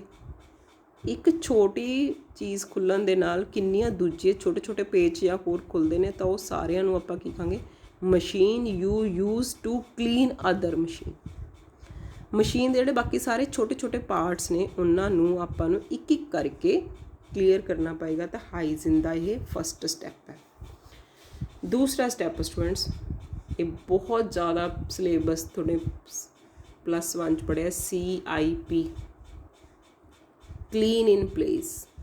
ਤਾਂ ਇਹਨੂੰ ਮੈਨੂੰ ਕਲੀਅਰ ਕਰਨ ਦੀ ਜ਼ਰੂਰਤ ਨਹੀਂ ਹੈ, ਇਹ ਮੈਂ ਤੁਹਾਨੂੰ ਪੁੱਛੂੰਗੀ, ਤੁਸੀਂ ਮੈਨੂੰ ਕਮੈਂਟ ਬਾਕਸ ਦੇ ਵਿੱਚ ਜ਼ਰੂਰ ਆਨਸਰ ਕਰਿਓ CIP ਬਾਰੇ ਤੁਸੀਂ ਕਿੰਨਾ ਚਾਹੁੰਦੇ ਹੋ। CIP ਦੀ ਆਪਾਂ ਇੱਕ ਡਾਇਗਰਾਮ ਵੀ ਸੀ, ਉਹ ਇਸੇ ਕਰਕੇ ਮੈंने ਡਰਾ ਨਹੀਂ ਕੀਤੀ ਸਟੂਡੈਂਟਸ ਕਿ ਤੁਹਾਡੇ ਕੋਲ +1 ਦੀ ਹੈ ਨਹੀਂ, ਤਾਂ ਮੈਂ ਫਿਰ ਤੁਹਾਨੂੰ ਦੁਬਾਰਾ ਕਹਿਣੀ ਹੈ, ਮੈਂ 3rd ਵੀਡੀਓ 'ਚ ਤੁਹਾਡੇ ਕਮੈਂਟ ਆਉਣ ਤੋਂ ਬਾਅਦ ਫਿਰ ਮੈਂ 3rd ਵੀਡੀਓ ਬਣਾਉਂਗੀ, ਤਾਂ ਤੁਹਾਨੂੰ ਉਹ ਵੀ ਸਮਝਾ ਦੂੰਗੀ। ਅਗਲਾ, low consumption of water, energy and cleaning chemicals. ਦੇਖੋ ਸਟੂਡੈਂਟਸ, ਜਦੋਂ ਪ੍ਰੋਸੈਸਿੰਗ ਹੋ ਰਹੀ ਹੈ, ਮੰਨ ਲਓ ਕਿ ਆਪਾਂ ਬਹੁਤ ਜ਼ਿਆਦਾ ਪਾਣੀ ਨੂੰ ਯੂਜ਼ ਕਰਦੇ ਹਾਂ, ਪਾਣੀ ਦੀ ਬਹੁਤ ਵੇਸਟੇਜ ਕਰਦੇ ਹਾਂ, ਉਹ ਨਹੀਂ ਹੋਣਾ ਚਾਹੀਦਾ। ਹਾਈਜੀਨ ਦੇ ਵਿੱਚ ਪਾਣੀ ਦੇ ਯੂਜ਼ ਕਰੋ, ਲੇਕਿਨ ਪਾਣੀ ਨੂੰ ਵੀ ਬਚਾਓ, ਉੱਥੋਂ ਦੀ એનર્ਜੀ ਨੂੰ ਬਚਾਓ, ਅਤੇ ਸਾਰੇ ਕੈਮੀਕਲਸ ਦੀ ਜਿਹੜੇ ਜ਼ਰੂਰੀ એનર્ਜੀ ਉਹ ਦਿਓ, ਜ਼ਿਆਦਾ ਕੈਮੀਕਲਸ ਵੀ ਨਹੀਂ ਯੂਜ਼ ਕਰਨੇ। Fast, simple serving and maintenance procedure. ਜਦੋਂ ਸਟੂਡੈਂਟਸ ਜਿਹੜੀ ਪ੍ਰੋਸੈਸ ਉੱਥੇ ਚੱਲ ਰਹੀ ਹੈ ਉਹ ਤੇਜ਼ ਚੱਲਣ ਵਾਲੀ ਹੋਣੀ ਚਾਹੀਦੀ, ਕਿਉਂਕਿ ਦੇਖੋ ਇਹ ਫੂਡ ਪ੍ਰੋਸੈਸਿੰਗ ਯੂਨਿਟ ਲੱਗਿਆ ਹੋਇਆ, ਜੇ ਉੱਥੇ ਵੀ ਕੰਮ ਸਲੋ ਹੋਇਆ ਤਾਂ ਵਰਕਰਸ ਨੇ ਕਿੰਨਾ ਸਲੋ ਕੰਮ ਕਰਨਾ, ਤਾਂ ਨਹੀਂ ਮਸ਼ੀਨਾਂ ਨੇ ਕਰਨਾ ਸਟੂਡੈਂਟਸ। ਜੇ ਮਸ਼ੀਨ ਫਾਸਟ ਲੱਗੇ ਹੋਣਗੇ ਤਾਂ ਹੀ ਪ੍ਰੋਡਕਟ ਤਿਆਰ ਹੋਊਗਾ, ਪ੍ਰੋਡਕਟ ਤਿਆਰ ਹੋਊਗਾ ਤਾਂ ਮਾਰਕੀਟ 'ਚ ਆਊਗਾ, ਮਾਰਕੀਟ 'ਚ ਆਊਗਾ ਤਾਂ ਲੋਕਾਂ ਕੋਲੇ ਪਹੁੰਚੂਗਾ, ਤਾਂ ਉਹਦੀ ਸੇਲ ਵਧੂਗੀ, ਠੀਕ ਹੈ। ਤਾਂ ਹਾਈਜੀਨ ਦੇ ਮੁਤਾਬਿਕ ਨਾਲ ਕੀ ਹੋਣਾ ਚਾਹੀਦਾ, ਉਹ ਫਾਸਟ ਹੋਣੇ ਚਾਹੀਦੇ। Compact design to fit limited floor space and tight space on the line. ਦੇਖੋ ਸਟੂਡੈਂਟ, ਜਦੋਂ ਹੁਣ ਜਿਹੜੀ ਮਸ਼ੀਨਸ ਲੱਗੀਆਂ ਹੋਈਆਂ ਨੇ, ਠੀਕ ਹੈ, ਉਹ ਕਿੰਨੇ ਸਾਈਜ਼ 'ਚ ਲੱਗੀਆਂ ਹੋਈਆਂ, ਕਿੰਨੀ ਸਪੇਸ ਘੇਰਦੀਆਂ ਨੇ, ਕਿੰਨਾ ਵੱਡਾ ਯੂਨਿਟ ਹੈ, ਕਿੰਨਾ ਛੋਟਾ ਯੂਨਿਟ ਹੈ, ਉਹ ਡਿਪੈਂਡ ਕਰੂਗਾ ਸਾਡੇ ਜਿਹੜਾ ਅਸੀਂ ਲਗਾਇਆ ਹੋਇਆ ਪਲਾਂਟ ਹੈ।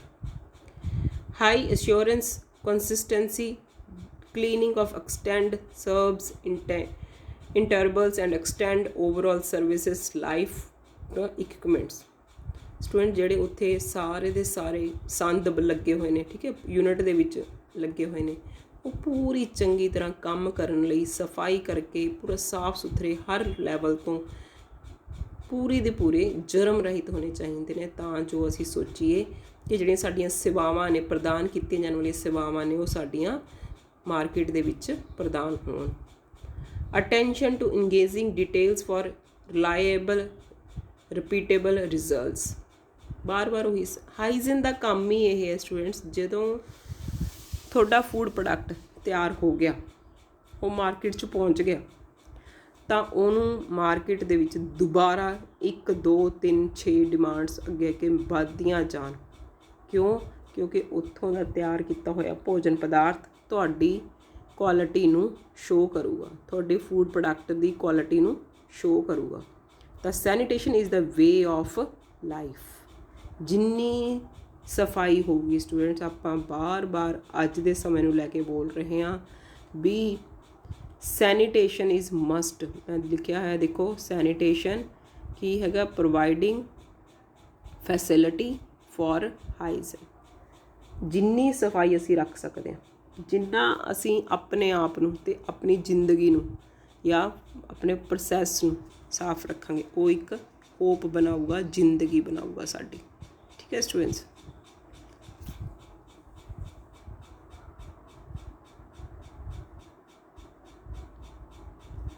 ਹੁਣ ਜਦੋਂ ਅਸੀਂ ਇਹ ਸਾਰੇ ਆਪਰੇਸ਼ਨਸ ਕਰ ਰਹੇ ਹੋਵਾਂਗੇ, ਫੂਡ ਪ੍ਰੋਸੈਸਿੰਗ ਹੋ ਰਹੀ ਹੋਊਗੀ, ਸੈਨੀਟੇਸ਼ਨ ਹੋ ਰਹੀ ਹੋਊਗੀ, ਹੈ ਨਾ, ਤਾਂ ਉਸ ਟਾਈਮ 'ਤੇ ਜਿਹੜੀ ਪ੍ਰੋਸੈਸਿੰਗ ਹੈਂਡਲ ਕਰ ਰਹੇ ਹੋ, ਜਿਹੜਾ ਆਪਰੇਸ਼ਨ ਹੋ ਰਿਹਾ ਹੋਊਗਾ, ਉਹਦੇ ਵਿੱਚ ਕੁਝ ਖਾਸ ਫੂਡ ਸੈਨੀਟੇਸ਼ਨਸ ਵੀ ਪੋਸੀਬਲ ਹੋਣਗੀਆਂ। ਕਿਵੇਂ? It is the people who set rules, follow the rules and break down rules sanitation. ਹੁਣ ਅਸੀਂ ਬਾਹਰ ਤਾਂ ਲਿਖ ਕੇ ਲਗਾਤਾ ਸਟੂਡੈਂਟਸ, ਠੀਕ ਹੈ, ਫੂਡ ਫੈਕਟਰੀ ਨੇ ਵੀ ਇੱਥੇ ਇਸ ਤਰ੍ਹਾਂ ਦੀਆਂ ਐਵੇਂ ਰੂਲਸ ਬਣਦੇ ਹੈ, ਫੋਲੋ ਕੀਤੇ ਜਾਂਦੇ ਹੈ। ਪਰ ਸਟੂਡੈਂਟਸ ਅੰਦਰ ਵੀ ਉਹ ਸਾਰੇ ਰੂਲਸ ਫੋਲੋ ਹੋਣੇ ਚਾਹੀਦੇ ਹੈ ਜਿਹੜੇ ਉੱਥੋਂ ਦੇ ਵਰਕਰਸ ਨੇਗੇ। Sanitation programme is the good for as the attitude, willingness and efforts of people. That is why the most important aspect of a sanitation program। ਕਿਉਂਕਿ ਸਟੂਡੈਂਟਸ ਜਦੋਂ ਅਸੀਂ ਬਾਹਰ ਲਿਖ ਕੇ ਲਗਾਇਆ ਹੋਇਆ ਨਾ ਫੂਡ ਫੈਕਟਰੀ ਦੇ ਵਿੱਚ ਕਿ ਇੱਥੇ ਇਹ ਰੂਲਸ ਅਪਲਾਈ ਕੀਤੇ ਜਾਂਦੇ ਹਨ, ਇੱਥੇ ਇਹ ਤਰ੍ਹਾਂ ਦੇ ਐਕਟ ਰੂਲਸ ਯੂਜ਼ ਕੀਤੇ ਗਏ ਹਨ, ਇਹ ਲਾਅ ਯੂਜ਼ ਕੀਤੇ ਗਏ ਹਨ, ਤਾਂ ਅੰਦਰ ਵੀ ਸਟੂਡੈਂਟਸ ਸੱਚਮੁੱਚ ਹੀ ਵਰਤੇ ਹੋਏ ਨੇ ਕਿਹਦੇ? ਵਰਕਰਸ ਦੇ, ਮਸ਼ੀਨਸ ਦੇ ਅਤੇ ਪ੍ਰੋਡਕਟਸ ਦੇ। ਅਤੇ ਇਹ ਲਾਈਨ ਲਿਖੀ ਹੋਈ ਹੈ। ਅਗਲਾ, personal cleanliness must be attended, must be maintain while involve the food handling operation. Students ਇਹ ਲਾਈਨਾਂ ਮੈंने ਸਪੈਸ਼ਲ ਅੱਜ ਦੇ ਦਿਨਾਂ ਨੂੰ ਲੈ ਕੇ ਪਹਿਲਾਂ ਵੀ ਆਪਾਂ ਯੂਜ਼ ਕਰ ਰਹੇ ਸੀ, ਪਰ ਅੱਜ ਦੇ ਸਮੇਂ ਵਿੱਚ ਇਹ ਲਾਈਨਾਂ ਇਸ ਤਰ੍ਹਾਂ ਸਮਝ ਲਓ ਕਿ ਇੱਕ ਦੁਨੀਆ ਦੇ ਵਿੱਚ ਵਰਦਾਨ ਦਾ ਕੰਮ ਕਰਨਗੀਆਂ ਜੇ ਅਸੀਂ ਸਾਰੇ ਜਾਣੇ ਇੱਕ ਸਫਲ ਜ਼ਿੰਦਗੀ ਜਿਉਣਾ ਚਾਹੁੰਦੇ ਹਾਂ। ਅਸੀਂ ਇੱਕ ਚੁਟਕਲੇ ਸੁਣਦੇ ਰਹਿੰਦੇ ਹਾਂ ਕਿ ਹਲਵਾਈ ਦੀ ਦੁਕਾਨ 'ਤੇ 600 ਚੂਹੇ ਕ੍ਰੋਸ ਕਰਕੇ ਸਾਰਿਆਂ ਨੂੰ ਗੁੱਸਾ ਆ ਰਿਹਾ ਹੋਊਗਾ, ਹੈ ਨਾ, ਮਤਲਬ ਕੀ ਆਪਾਂ ਗੱਲਾਂ ਕਰ ਰਹੇ ਹਾਂ। ਨਹੀਂ, ਐਸਾ ਕੁਛ ਨਹੀਂ ਹੈ ਸਟੂਡੈਂਟਸ। ਮੈਂ ਤਾਂ ਸਿਰਫ ਇੱਕ ਛੋਟੀ ਜਿਹੀ ਐਵੇਂ ਹੀ ਫਨੀ ਐਗਜ਼ਾਮਪਲ ਸੈੱਟ ਕਰ ਰਹੀ ਸੀ, ਪਰ ਆਪਾਂ ਇਸ 'ਤੇ ਨਹੀਂ ਗੱਲ ਕਰਦੇ। ਪਰ ਸੈਨੀਟੇਸ਼ਨ ਸਟੂਡੈਂਟਸ ਮਸਟ ਹੈ, ਸੈਨੀਟੇਸ਼ਨ ਬਹੁਤ ਮਸਟ ਹੈ। ਤਾਂ ਲਿਖਿਆ ਹੈਗਾ involve in food handling operation, sanitation, protective clothing, hair covering and footwear. ਮੈਂ ਹੁਣੀ ਤੁਹਾਨੂੰ ਦੱਸ ਕੇ ਚੁੱਕੀ ਹਾਂ ਸਟੂਡੈਂਟਸ। ਜੇ ਤੁਸੀਂ ਕਿਸੇ ਵੀ ਫੂਡ ਫੈਕਟਰੀ ਦੇ ਵਿੱਚ ਜਾਂਦੇ ਹੋ ਤਾਂ ਤੁਹਾਡਾ ਪਹਿਲਾਂ ਤਾਂ ਉੱਥੇ ਜਾਣਾ ਅਲਾਊਡ ਹੀ ਨਹੀਂ ਹੈ। ਆਊਟ ਪਰਸਨ ਦਾ ਕਿਸੇ ਦਾ ਜਾਣਾ ਅਲਾਊਡ ਨਹੀਂ ਹੁੰਦਾ ਸਟੂਡੈਂਟਸ, ਇਹ ਗੱਲ ਪੱਕੀ ਹੈ। ਚਾਹੇ ਉਹ ਪ੍ਰਾਈਮ ਮਿਨਿਸਟਰ ਹੈ, ਚਾਹੇ ਉਹ ਕੋਈ ਵੀ ਹੈ, ਲੇਕਿਨ ਜਦੋਂ ਤੱਕ ਉਹਨਾਂ ਨੇ ਰੂਲਸ ਫੋਲੋ ਕਰਨੇ ਹੁੰਦੇ ਆ ਸਟੂਡੈਂਟਸ। ਇੱਕ ਫੂਡ ਫੈਕਟਰੀ ਦੇ ਵਿੱਚ ਜਾਣ ਲਈ ਸਭ ਤੋਂ ਪਹਿਲਾਂ ਇਨਸਾਨ ਦਾ ਮੈਡੀਕਲ ਚੈੱਕਅਪ ਕੀਤਾ ਜਾਂਦਾ ਹੈ ਕਿ ਉਸਨੂੰ ਕੋਈ ਇਨਫੈਕਸ਼ਨ ਤਾਂ ਨਹੀਂ ਹੈ ਜਾਂ ਉਸਨੂੰ ਕਿਸੇ ਚੀਜ਼ ਤੋਂ ਅਲਰਜੀ ਤਾਂ ਨਹੀਂ ਹੈ, ਕਿਉਂਕਿ ਅੰਦਰ ਸਟੂਡੈਂਟਸ ਸਾਰੀਆਂ ਚੀਜ਼ਾਂ ਓਪਨ ਦੇ ਵਿੱਚ ਖੁੱਲ੍ਹੀਆਂ ਨੇ। ਸੇਮ ਮੈਂ ਬਾਰ-ਬਾਰ ਤੁਹਾਨੂੰ ਆਪਰੇਸ਼ਨ ਦੀ ਐਗਜ਼ਾਮਪਲ ਦੇ ਰਹੀ ਹਾਂ ਸਟੂਡੈਂਟਸ। ਆਪਰੇਸ਼ਨ ਉਹੀ ਸੇਮ ਚੀਜ਼ ਹੈ, ਜਿਵੇਂ ਕਿ ਅਸੀਂ ਕੋਈ ਵੀ ਆਪਰੇਸ਼ਨ ਥੀਏਟਰ ਦੇ ਵਿੱਚ ਐਂਟਰ ਨਹੀਂ ਕਰ ਸਕਦੇ, ਚਾਹੇ ਅਸੀਂ ਪ੍ਰਾਈਮ ਮਿਨਿਸਟਰ ਹਾਂ, ਚਾਹੇ ਅਸੀਂ ਕੀ ਕਹਿੰਦੇ ਹੁੰਦੇ ਨੇ ਪ੍ਰੈਜ਼ੀਡੈਂਟ, ਚਾਹੇ ਇੱਕ ਅਸੀਂ ਪਲੇਨ ਇਨਸਾਨ ਹਾਂ। ਇਸੇ ਤਰੀਕੇ ਨਾਲ unit operation, food processing unit operation ਵਿੱਚ ਵੀ ਸਾਨੂੰ ਕਿਸੇ ਨੂੰ ਵੀ ਜਾਣ ਦੀ ਪ੍ਰਵਾਨਗੀ ਨਹੀਂ ਹੋਵੇਗੀ। ਕਿਉਂ? ਕਿਉਂਕਿ ਸਟੂਡੈਂਟਸ ਉੱਥੇ ਹਰ ਚੀਜ਼ ਓਪਨ ਹੈ। ਕੱਲ੍ਹ ਨੂੰ ਉਹ ਸਾਰੀ ਚੀਜ਼ ਇੱਕ ਛੋਟੇ ਬੱਚੇ ਦੇ ਅੰਦਰ, ਇੱਕ ਬੜੇ ਇਨਸਾਨ ਦੇ ਅੰਦਰ ਖਾਣ ਪੀਣ ਵਾਲੀਆਂ ਚੀਜ਼ਾਂ ਉਹ ਬਣ ਰਹੀਆਂ ਨੇ ਜਿਹੜੀਆਂ ਕਿ ਇੱਕ ਜ਼ਿੰਦਗੀ ਨੂੰ ਇੱਕ ਖੁਸ਼ਹਾਲੀ ਮੋੜ ਦੇ। ਜੇ ਇੱਕ ਇਨਸਾਨ, ਇੱਕ ਵਿਅਕਤੀ ਕਿਸੇ ਵੀ ਤਰ੍ਹਾਂ ਦੀ ਇਨਫੈਕਸ਼ਨ ਲੈ ਕੇ ਚਲਾ ਗਿਆ ਤਾਂ ਸਾਰਾ ਭੋਜਨ ਪਦਾਰਥ ਖਰਾਬ ਹੋ ਸਕਦਾ। ਤਾਂ ਉਹਦੇ ਲਈ ਸਟੂਡੈਂਟਸ ਇਹ ਬਹੁਤ ਇੰਪੋਰਟੈਂਟ ਚੀਜ਼ ਨੇਗੀਆਂ। ਉਹਦੇ ਕੱਪੜੇ, ਉਹਦੇ ਸਿਰ 'ਤੇ ਪਾਇਆ ਜਾਣ ਵਾਲਾ ਹੈੱਡ ਕਵਰ, ਉਹਦੇ ਪਾਏ ਜਾਣ ਵਾਲੇ ਜੁੱਤੇ।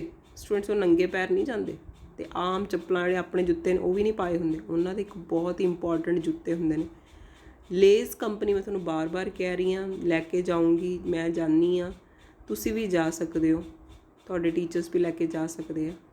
ਮਸਟ ਬੀ ਬੋਰਨ ਕੀ ਹੈ ਸਟੂਡੈਂਟਸ, ਪਾਏ ਹੋਏ ਹੁੰਦੇ ਹਨ ਅਤੇ ਮੇਨਟੇਨ ਕੀਤੇ ਹੋਏ ਕਿਹਨੂੰ, ਕਲੀਨਨੈਸ ਨੂੰ, ਸੈਨੀਟੇਸ਼ਨ ਮੈਨਰਸ, ਬਹੁਤ ਸਾਫ ਸੁਥਰੇ ਢੰਗ ਨਾਲ ਤਿਆਰ ਹੋ ਕੇ, ਪੂਰਾ ਸਟਰਲਾਈਜ਼ਡ ਹੋ ਕੇ, ਜਿਵੇਂ ਕਿ ਇੱਕ ਡਾਕਟਰ ਆਪਰੇਸ਼ਨ ਥੀਏਟਰ ਦੇ ਅੰਦਰ ਜਾਂਦਾ ਹੈ ਸਟੂਡੈਂਟਸ। ਕਿਵੇਂ ਗਲਵਸ, ਮਾਸਕ, ਠੀਕ ਹੈ, ਕੈਪਸ, ਔਰ ਉਹਨੇ ਐਪਰਨ ਪਾਏ ਹੋਏ ਹੁੰਦੇ ਨੇ। ਸੇਮ ਉਸੇ ਤਰੀਕਾ ਫੂਡ ਪ੍ਰੋਸੈਸਿੰਗ ਏਰੀਆ ਦੇ ਵਿੱਚ ਜਾਣ, ਯੂਨਿਟ ਆਪਰੇਸ਼ਨ ਦੇ ਵਿੱਚ ਜਾਣ ਦੇ ਲਈ ਵੀ ਇਹ ਚੀਜ਼ਾਂ ਸਾਡੇ ਲਈ ਬਹੁਤ ਹੀ ਜ਼ਰੂਰੀ ਹਨ। Gloves, if bone must B clean, ਜੇ ਕਿਸੇ ਨੇ ਗਲਵਸ ਪਾਏ ਹੋਏ ਨੇ ਨਾ, ਪਹਿਲਾਂ ਉਹ ਸਾਫ਼ ਹੋਣੇ ਬਹੁਤ ਜ਼ਰੂਰੀ ਨੇ। ਗਲਵਸ ਪਾਉਣਾ ਜ਼ਰੂਰੀ ਨਹੀਂ ਹੈ ਸਟੂਡੈਂਟਸ, ਪਹਿਲਾਂ ਗਲਵਸ ਸਾਫ਼ ਹੋਣੇ ਚਾਹੀਦੇ ਨੇ। ਜੇ ਗਲਵਸ ਹੀ ਨਾ ਸਾਫ਼ ਹੋਏ ਤਾਂ ਤੁਹਾਡੇ ਗੰਦੇ ਹੱਥ ਫੋਰਸ ਗੰਦੇ ਹੋ ਜਾਣਗੇ। ਤਾਂ ਸਟੂਡੈਂਟਸ ਗਲਵਸ ਇਫ ਬੋਰਨ ਜੇ ਪਾਣੇ ਹਨ ਤਾਂ ਮਸਟ ਬੀ ਕਲੀਨ, ਠੀਕ ਹੈ ਸਟੂਡੈਂਟਸ। ਅਗਲਾ, all food handling personnel must remove object, watch, jewelry from their person which may fall into the contaminates the food product। Students ਅਸੀਂ ਵੀ ਜਦੋਂ ਗਏ ਸੀ ਨਾ, ਉਹਨਾਂ ਨੇ ਸਾਰੀਆਂ ਗਰਲਸ ਦੇ ਹੱਥ ਦੇ ਵਿੱਚ ਕੋਈ ਰਿੰਗ ਪਾਈ ਹੋਵੇ, ਕੰਨ 'ਚ ਪਾਇਆ ਹੋਵੇ, ਠੀਕ ਹੈ, ਬॉयज़ ਨੇ ਕੁਝ ਵੀ ਇਸ ਤਰ੍ਹਾਂ ਦਾ, ਠੀਕ ਹੈ, ਵਾਚ ਪਾਈ ਹੋਵੇ, ਤਾਂ ਉਹ ਉਤਰਵਾ ਦਿੰਦੇ ਨੇ। ਉਹ ਕਹਿਣਗੇ ਸਾਰਾ ਕੁਝ ਉਤਾਰ ਕੇ ਆਪਣੇ ਸਾਈਡ 'ਤੇ ਸੰਭਾਲ ਕੇ ਰੱਖ ਦਿਓ। ਫੂਡ ਫੈਕਟਰੀ ਦੇ ਵਿੱਚ ਐਸੀ ਕੋਈ ਚੀਜ਼ ਨਹੀਂ ਲੈ ਕੇ ਜਾਣੀ ਹੁੰਦੀ ਜਿਹੜੀ ਕਿ ਅਸੀਂ ਇਨਫੈਕਸ਼ਨ ਕ੍ਰੀਏਟ ਕਰਨ ਦਾ ਰੀਜ਼ਨ ਬਣ ਜਾਈਏ। ਤਾਂ ਇਹ ਹੈ ਟਬੈਕੋ, ਗਮ, ਠੀਕ ਹੈ, foods are not permitted in food handling areas. ਉੱਥੇ ਸਟੂਡੈਂਟਸ ਕੋਈ ਐ ਨਹੀਂ ਹੁੰਦਾ ਵੀ ਚੱਕ ਕੇ ਮੂੰਹ 'ਚ ਪਾ ਲਓ, ਜਾਂ ਤੁਸੀਂ ਕੋਈ ਖਾਂਦੇ ਖਾਂਦੇ ਚਿੰਗਮ ਜਾਂ ਬਬਲ ਗਮ ਖਾਂਦੇ ਖਾਂਦੇ ਅੰਦਰ ਚਲੇ ਜਾਓ। ਮਤਲਬ ਬਿਲਕੁਲ ਤੁਸੀਂ ਉੱਥੇ ਸਟਰਲਾਈਜ਼ਡ ਹੋ ਕੇ ਜਾਣਾ ਹੁੰਦਾ। ਐਸਾ ਕੋਈ ਵੀ ਤੁਹਾਡੇ ਮੂੰਹ 'ਚ ਜਾਂ ਹੱਥ 'ਚ ਕੋਈ ਵੀ ਚੀਜ਼ ਨਹੀਂ ਹੋਣੀ ਚਾਹੀਦੀ ਜਦੋਂ ਤੁਸੀਂ ਫੂਡ ਫੈਕਟਰੀ ਦੀ ਵਿਜ਼ਿਟ ਕਰਨ ਗਏ ਹੋ, ਠੀਕ ਹੈ ਜੀ। ਤਾਂ ਸਟੂਡੈਂਟਸ ਯੂਨਿਟ ਆਪਰੇਸ਼ਨ ਮੇਰੇ ਹਿਸਾਬ ਨਾਲ ਤੁਹਾਨੂੰ ਕਾਫੀ ਚੰਗੀ ਤਰ੍ਹਾਂ ਮੈंने ਸਮਝਾਉਣ ਦੀ ਕੋਸ਼ਿਸ਼ ਕੀਤੀ ਹੈਗੀ ਹੈ। ਔਰ ਯੂਨਿਟ ਆਪਰੇਸ਼ਨ ਤੁਹਾਡਾ ਬਹੁਤ ਇੰਪੋਰਟੈਂਟ ਟੌਪਿਕ ਹੈ ਜਿਹੜਾ ਕਿ ਹੁਣ ਨਵਾਂ ਸਿਲੇਬਸ ਦੇ ਵਿੱਚ ਐਂਟਰ ਹੋਇਆ ਹੈਗਾ। ਤੁਸੀਂ ਸਾਰੇ ਜਾਣਿਆਂ ਨੇ ਅਸੈਪਸ ਪ੍ਰੋਸੈਸ ਨੂੰ ਬਹੁਤ ਚੰਗੀ ਤਰ੍ਹਾਂ ਸੁਣਨਾ ਹੈ। ਦੁਬਾਰਾ ਫਿਲਟਰੇਸ਼ਨ ਪ੍ਰੋਸੈਸ, HPP ਨੂੰ ਦੇਖਿਓ, HTT ਨੂੰ ਦੇਖੋ, ਅਤੇ ਮੈਂ ਜਿਹੜੀ ਡਾਇਗਰਾਮ ਤੁਹਾਨੂੰ ਬਾਰ-ਬਾਰ ਪ੍ਰੈਸ ਕਰਕੇ ਦਿਖਾ ਰਹੀ ਹਾਂ, ਇਸ ਬਾਰੇ ਪੜ੍ਹਿਓ ਸਟੂਡੈਂਟਸ, ਕਿਉਂਕਿ ਮੈਨੂੰ ਲੱਗਦਾ ਕਿ ਤੁਸੀਂ ਇਸ ਬਾਰੇ ਜਾਣੂ ਚਾਹੁੰਦੇ ਹੋ, ਪਰ ਉਸ ਤੋਂ ਪਹਿਲਾਂ ਤੁਹਾਨੂੰ ਪਤਾ ਹੋਣਾ ਚਾਹੀਦਾ ਈਸਟ, ਮੋਲਡ ਅਤੇ ਇੰਜ਼ਾਈਮਸ। ਬਹੁਤ ਇੰਪੋਰਟੈਂਟ ਬੇਸਿਕਸ ਲਾਈਨਸ ਨੇਗੀਆਂ ਜਿਹੜੀਆਂ ਕਿ ਤੁਹਾਡੇ ਕੰਮ ਆਉਣ ਵਾਲੀਆਂ ਨੇ। ਜਦੋਂ ਮੈਂ ਪਹਿਲੀ ਵੀਡੀਓ ਇਸ ਤੋਂ ਪਹਿਲੀ ਬਣਾਈ ਸੀ ਤਾਂ ਮੈंने ਸਪੈਸ਼ਲ ਰੋਕਣ ਦੀ ਕੋਸ਼ਿਸ਼ ਕੀਤੀ, ਉਹ ਮੈंने ਰੋਕਣਾ ਹੀ ਪਿਆ ਸੀ ਜਨਰਲ ਪ੍ਰਿੰਸੀਪਲ। ਤਾਂ ਸਟੂਡੈਂਟਸ ਉਦੋਂ ਮੈਂ ਇੱਕ ਕਲਾਸ PAU ਦੀ ਲਗਾ ਰਹੀ ਸੀ, ਜਿਹਦੇ ਵਿੱਚ ਉਹਨਾਂ ਨੇ ਨਾ ਸਪੈਸ਼ਲ ਪਨੀਰ, ਆਈਸਕ੍ਰੀਮਸ, ਕੁਲਫੀ ਜਿਹੜੀਆਂ ਪ੍ਰੈਪਰੇਸ਼ਨਸ ਨੇਗੀਆਂ, ਉਹਦੇ ਕਿੰਨੇ ਇੰਪੋਰਟੈਂਟ ਟਿਪਸ ਨੇਗੇ, ਉਹ ਸਾਰੀ ਕਲਾਸ ਮੈंने ਅੱਜ ਜੁਆਇਨ ਕੀਤੀ ਹੈਗੀ ਹੈ। ਤੁਹਾਨੂੰ ਵੀ ਮੈਂ ਉਹ ਸ਼ੇਅਰ ਕਰੂੰਗੀ ਸਟੂਡੈਂਟਸ। ਪਰ ਉਸ ਤੋਂ ਪਹਿਲਾਂ ਤੁਸੀਂ ਸਾਰੇ ਜਣਿਆਂ ਨੇ ਇਹ +1 ਦੇ ਵਿੱਚ ਪੜ੍ਹਿਆ ਤੁਸੀਂ ਈਸਟ, ਮੋਲਡ ਅਤੇ ਇੰਜ਼ਾਈਮਸ ਐਕਟੀਵਿਟੀ। ਫਿਰ ਮੈਂ ਤੁਹਾਨੂੰ ਆਹ ਡਾਇਗਰਾਮ ਕਲੀਅਰ ਕਰੂੰਗੀ ਨੈਕਸਟ ਵੀਡੀਓ ਤੋਂ। ਮੈਂ ਉਸ ਤੋਂ ਬਾਅਦ ਤੁਹਾਡੀ ਬਹੁਤ ਹੀ ਸ਼ੁਕਰਗੁਜ਼ਾਰ ਹਾਂ, ਧੰਨਵਾਦ ਕਰਦੀ ਹਾਂ, ਠੀਕ ਹੈ। ਔਰ ਸਪੈਸ਼ਲੀ ਸਟੂਡੈਂਟਸ ਮੇਰੇ ਟੀਚਰ ਸਾਹਿਬਾਨ ਦਾ ਧੰਨਵਾਦ ਕਰਦੀ ਹਾਂ ਜਿਨ੍ਹਾਂ ਨੇ ਮੈਨੂੰ ਸਾਥ ਦੇ ਰਹੇ ਆ ਮੇਰਾ। ਤੁਹਾਡੇ ਕੋਲ ਵੀਡੀਓਜ਼ ਪਹੁੰਚ ਰਹੀਆਂ ਨੇ, ਤੁਸੀਂ ਵੀਡੀਓ ਨੂੰ ਦੇਖ ਰਹੇ ਹੋ, ਲਾਈਕ ਕਰ ਰਹੇ ਹੋ, ਸ਼ੇਅਰ ਕਰ ਰਹੇ ਹੋ, ਬਹੁਤ ਸਾਰੇ ਸਬਸਕ੍ਰਾਈਬ ਵੀ ਕੀਤਾ ਹੈਗਾ, ਠੀਕ ਹੈ। ਅੱਗੇ ਵੀ ਕਰਦੇ ਰਹੋਗੇ ਅਤੇ ਮੇਰੀ ਵੀ ਕੋਸ਼ਿਸ਼ ਰਹੂਗੀ ਕਿ ਤੁਹਾਨੂੰ ਵਧੀਆ ਤੋਂ ਵਧੀਆ ਹੋਰ ਪੰਜਾਬੀ, ਇੰਗਲਿਸ਼ ਆਸਾਨ ਵਰਜਨ ਦੇ ਵਿੱਚ ਪਹੁੰਚਦਾ ਕਰਾਂ। ਤਾਂ ਰਿਕੁਐਸਟ ਹੈ ਸਟੂਡੈਂਟਸ, ਪੂਰੀ ਸਲਾਈਡ ਨੂੰ ਤੁਸੀਂ ਪੜ੍ਹੋ। ਬਾਇਓਬਰਡਨ ਤੁਹਾਡੇ ਵਾਸਤੇ ਨਵਾਂ ਸ਼ਬਦ ਹੈ ਜਿਹਨੂੰ ਮਾਈਕਰੋਬਲ ਲਿਮਟ ਟੈਸਟਿੰਗ ਕਹਿੰਦੇ ਹੈ, ਠੀਕ ਹੈ। ਹੋਰ ਵੀ ਬਾਕੀ ਸਾਰੇ ਨਵੇਂ ਪੁਆਇੰਟਸ ਨੇ ਤੁਹਾਡੇ ਵਾਸਤੇ, ਠੀਕ ਹੈ। ਫਲੂਇਡ ਫਲੋ ਦੀ ਡਾਇਗਰਾਮਸ ਦੁਬਾਰਾ ਡਰਾ ਕਰਕੇ ਦੇਖਿਓ ਕਾਪੀ 'ਤੇ। ਤਾਂ ਆਹ ਵਾਲਾ ਫਲੋ ਚਾਰਟ ਦੁਬਾਰਾ ਡਰਾ ਕਰਕੇ ਦੇਖਿਓ, ਯੂਨਿਟ ਆਪਰੇਸ਼ਨ ਦੀ ਪਰਿਭਾਸ਼ਾ ਨੂੰ ਦੁਬਾਰਾ ਪੜ੍ਹ ਕੇ ਦੇਖਿਓ, ਅਤੇ ਜਿਹੜਾ ਤੁਹਾਡਾ ਸਿਲੇਬਸ ਹੈ ਸਟੂਡੈਂਟਸ ਇਹਨੂੰ ਕਾਪੀ 'ਤੇ ਉਤਾਰ ਲਓ ਬਾਕੀ ਆਪਣਾ ਨਵਾਂ ਟੌਪਿਕ ਫੇਰ ਕਰਦੇ ਹਾਂ, ਕਦੋਂ ਕਰਦੇ ਹਾਂ ਦੇਖਦੇ ਹਾਂ। ਪਰ ਇਹ 2 ਟੌਪਿਕ ਤੁਹਾਡੇ ਕੋਲ ਪੂਰੀ ਚੰਗੀ ਤਰ੍ਹਾਂ ਪਹੁੰਚ ਗਏ ਨੇ। ਤਾਂ unit operation in food processing complete ਹੋ ਚੁੱਕਿਆ। ਆਸ ਰੱਖਦੀ ਹਾਂ ਤੁਹਾਨੂੰ ਜ਼ਰੂਰ ਸਮਝ ਆਊਗੀ, ਆ ਰਹੀ ਹੋਊਗੀ ਅਤੇ ਆਵੇਗੀ ਵੀ। ਧੰਨਵਾਦ, ਬਹੁਤ ਬਹੁਤ ਧੰਨਵਾਦ। ਥੈਂਕ ਯੂ ਜੀ।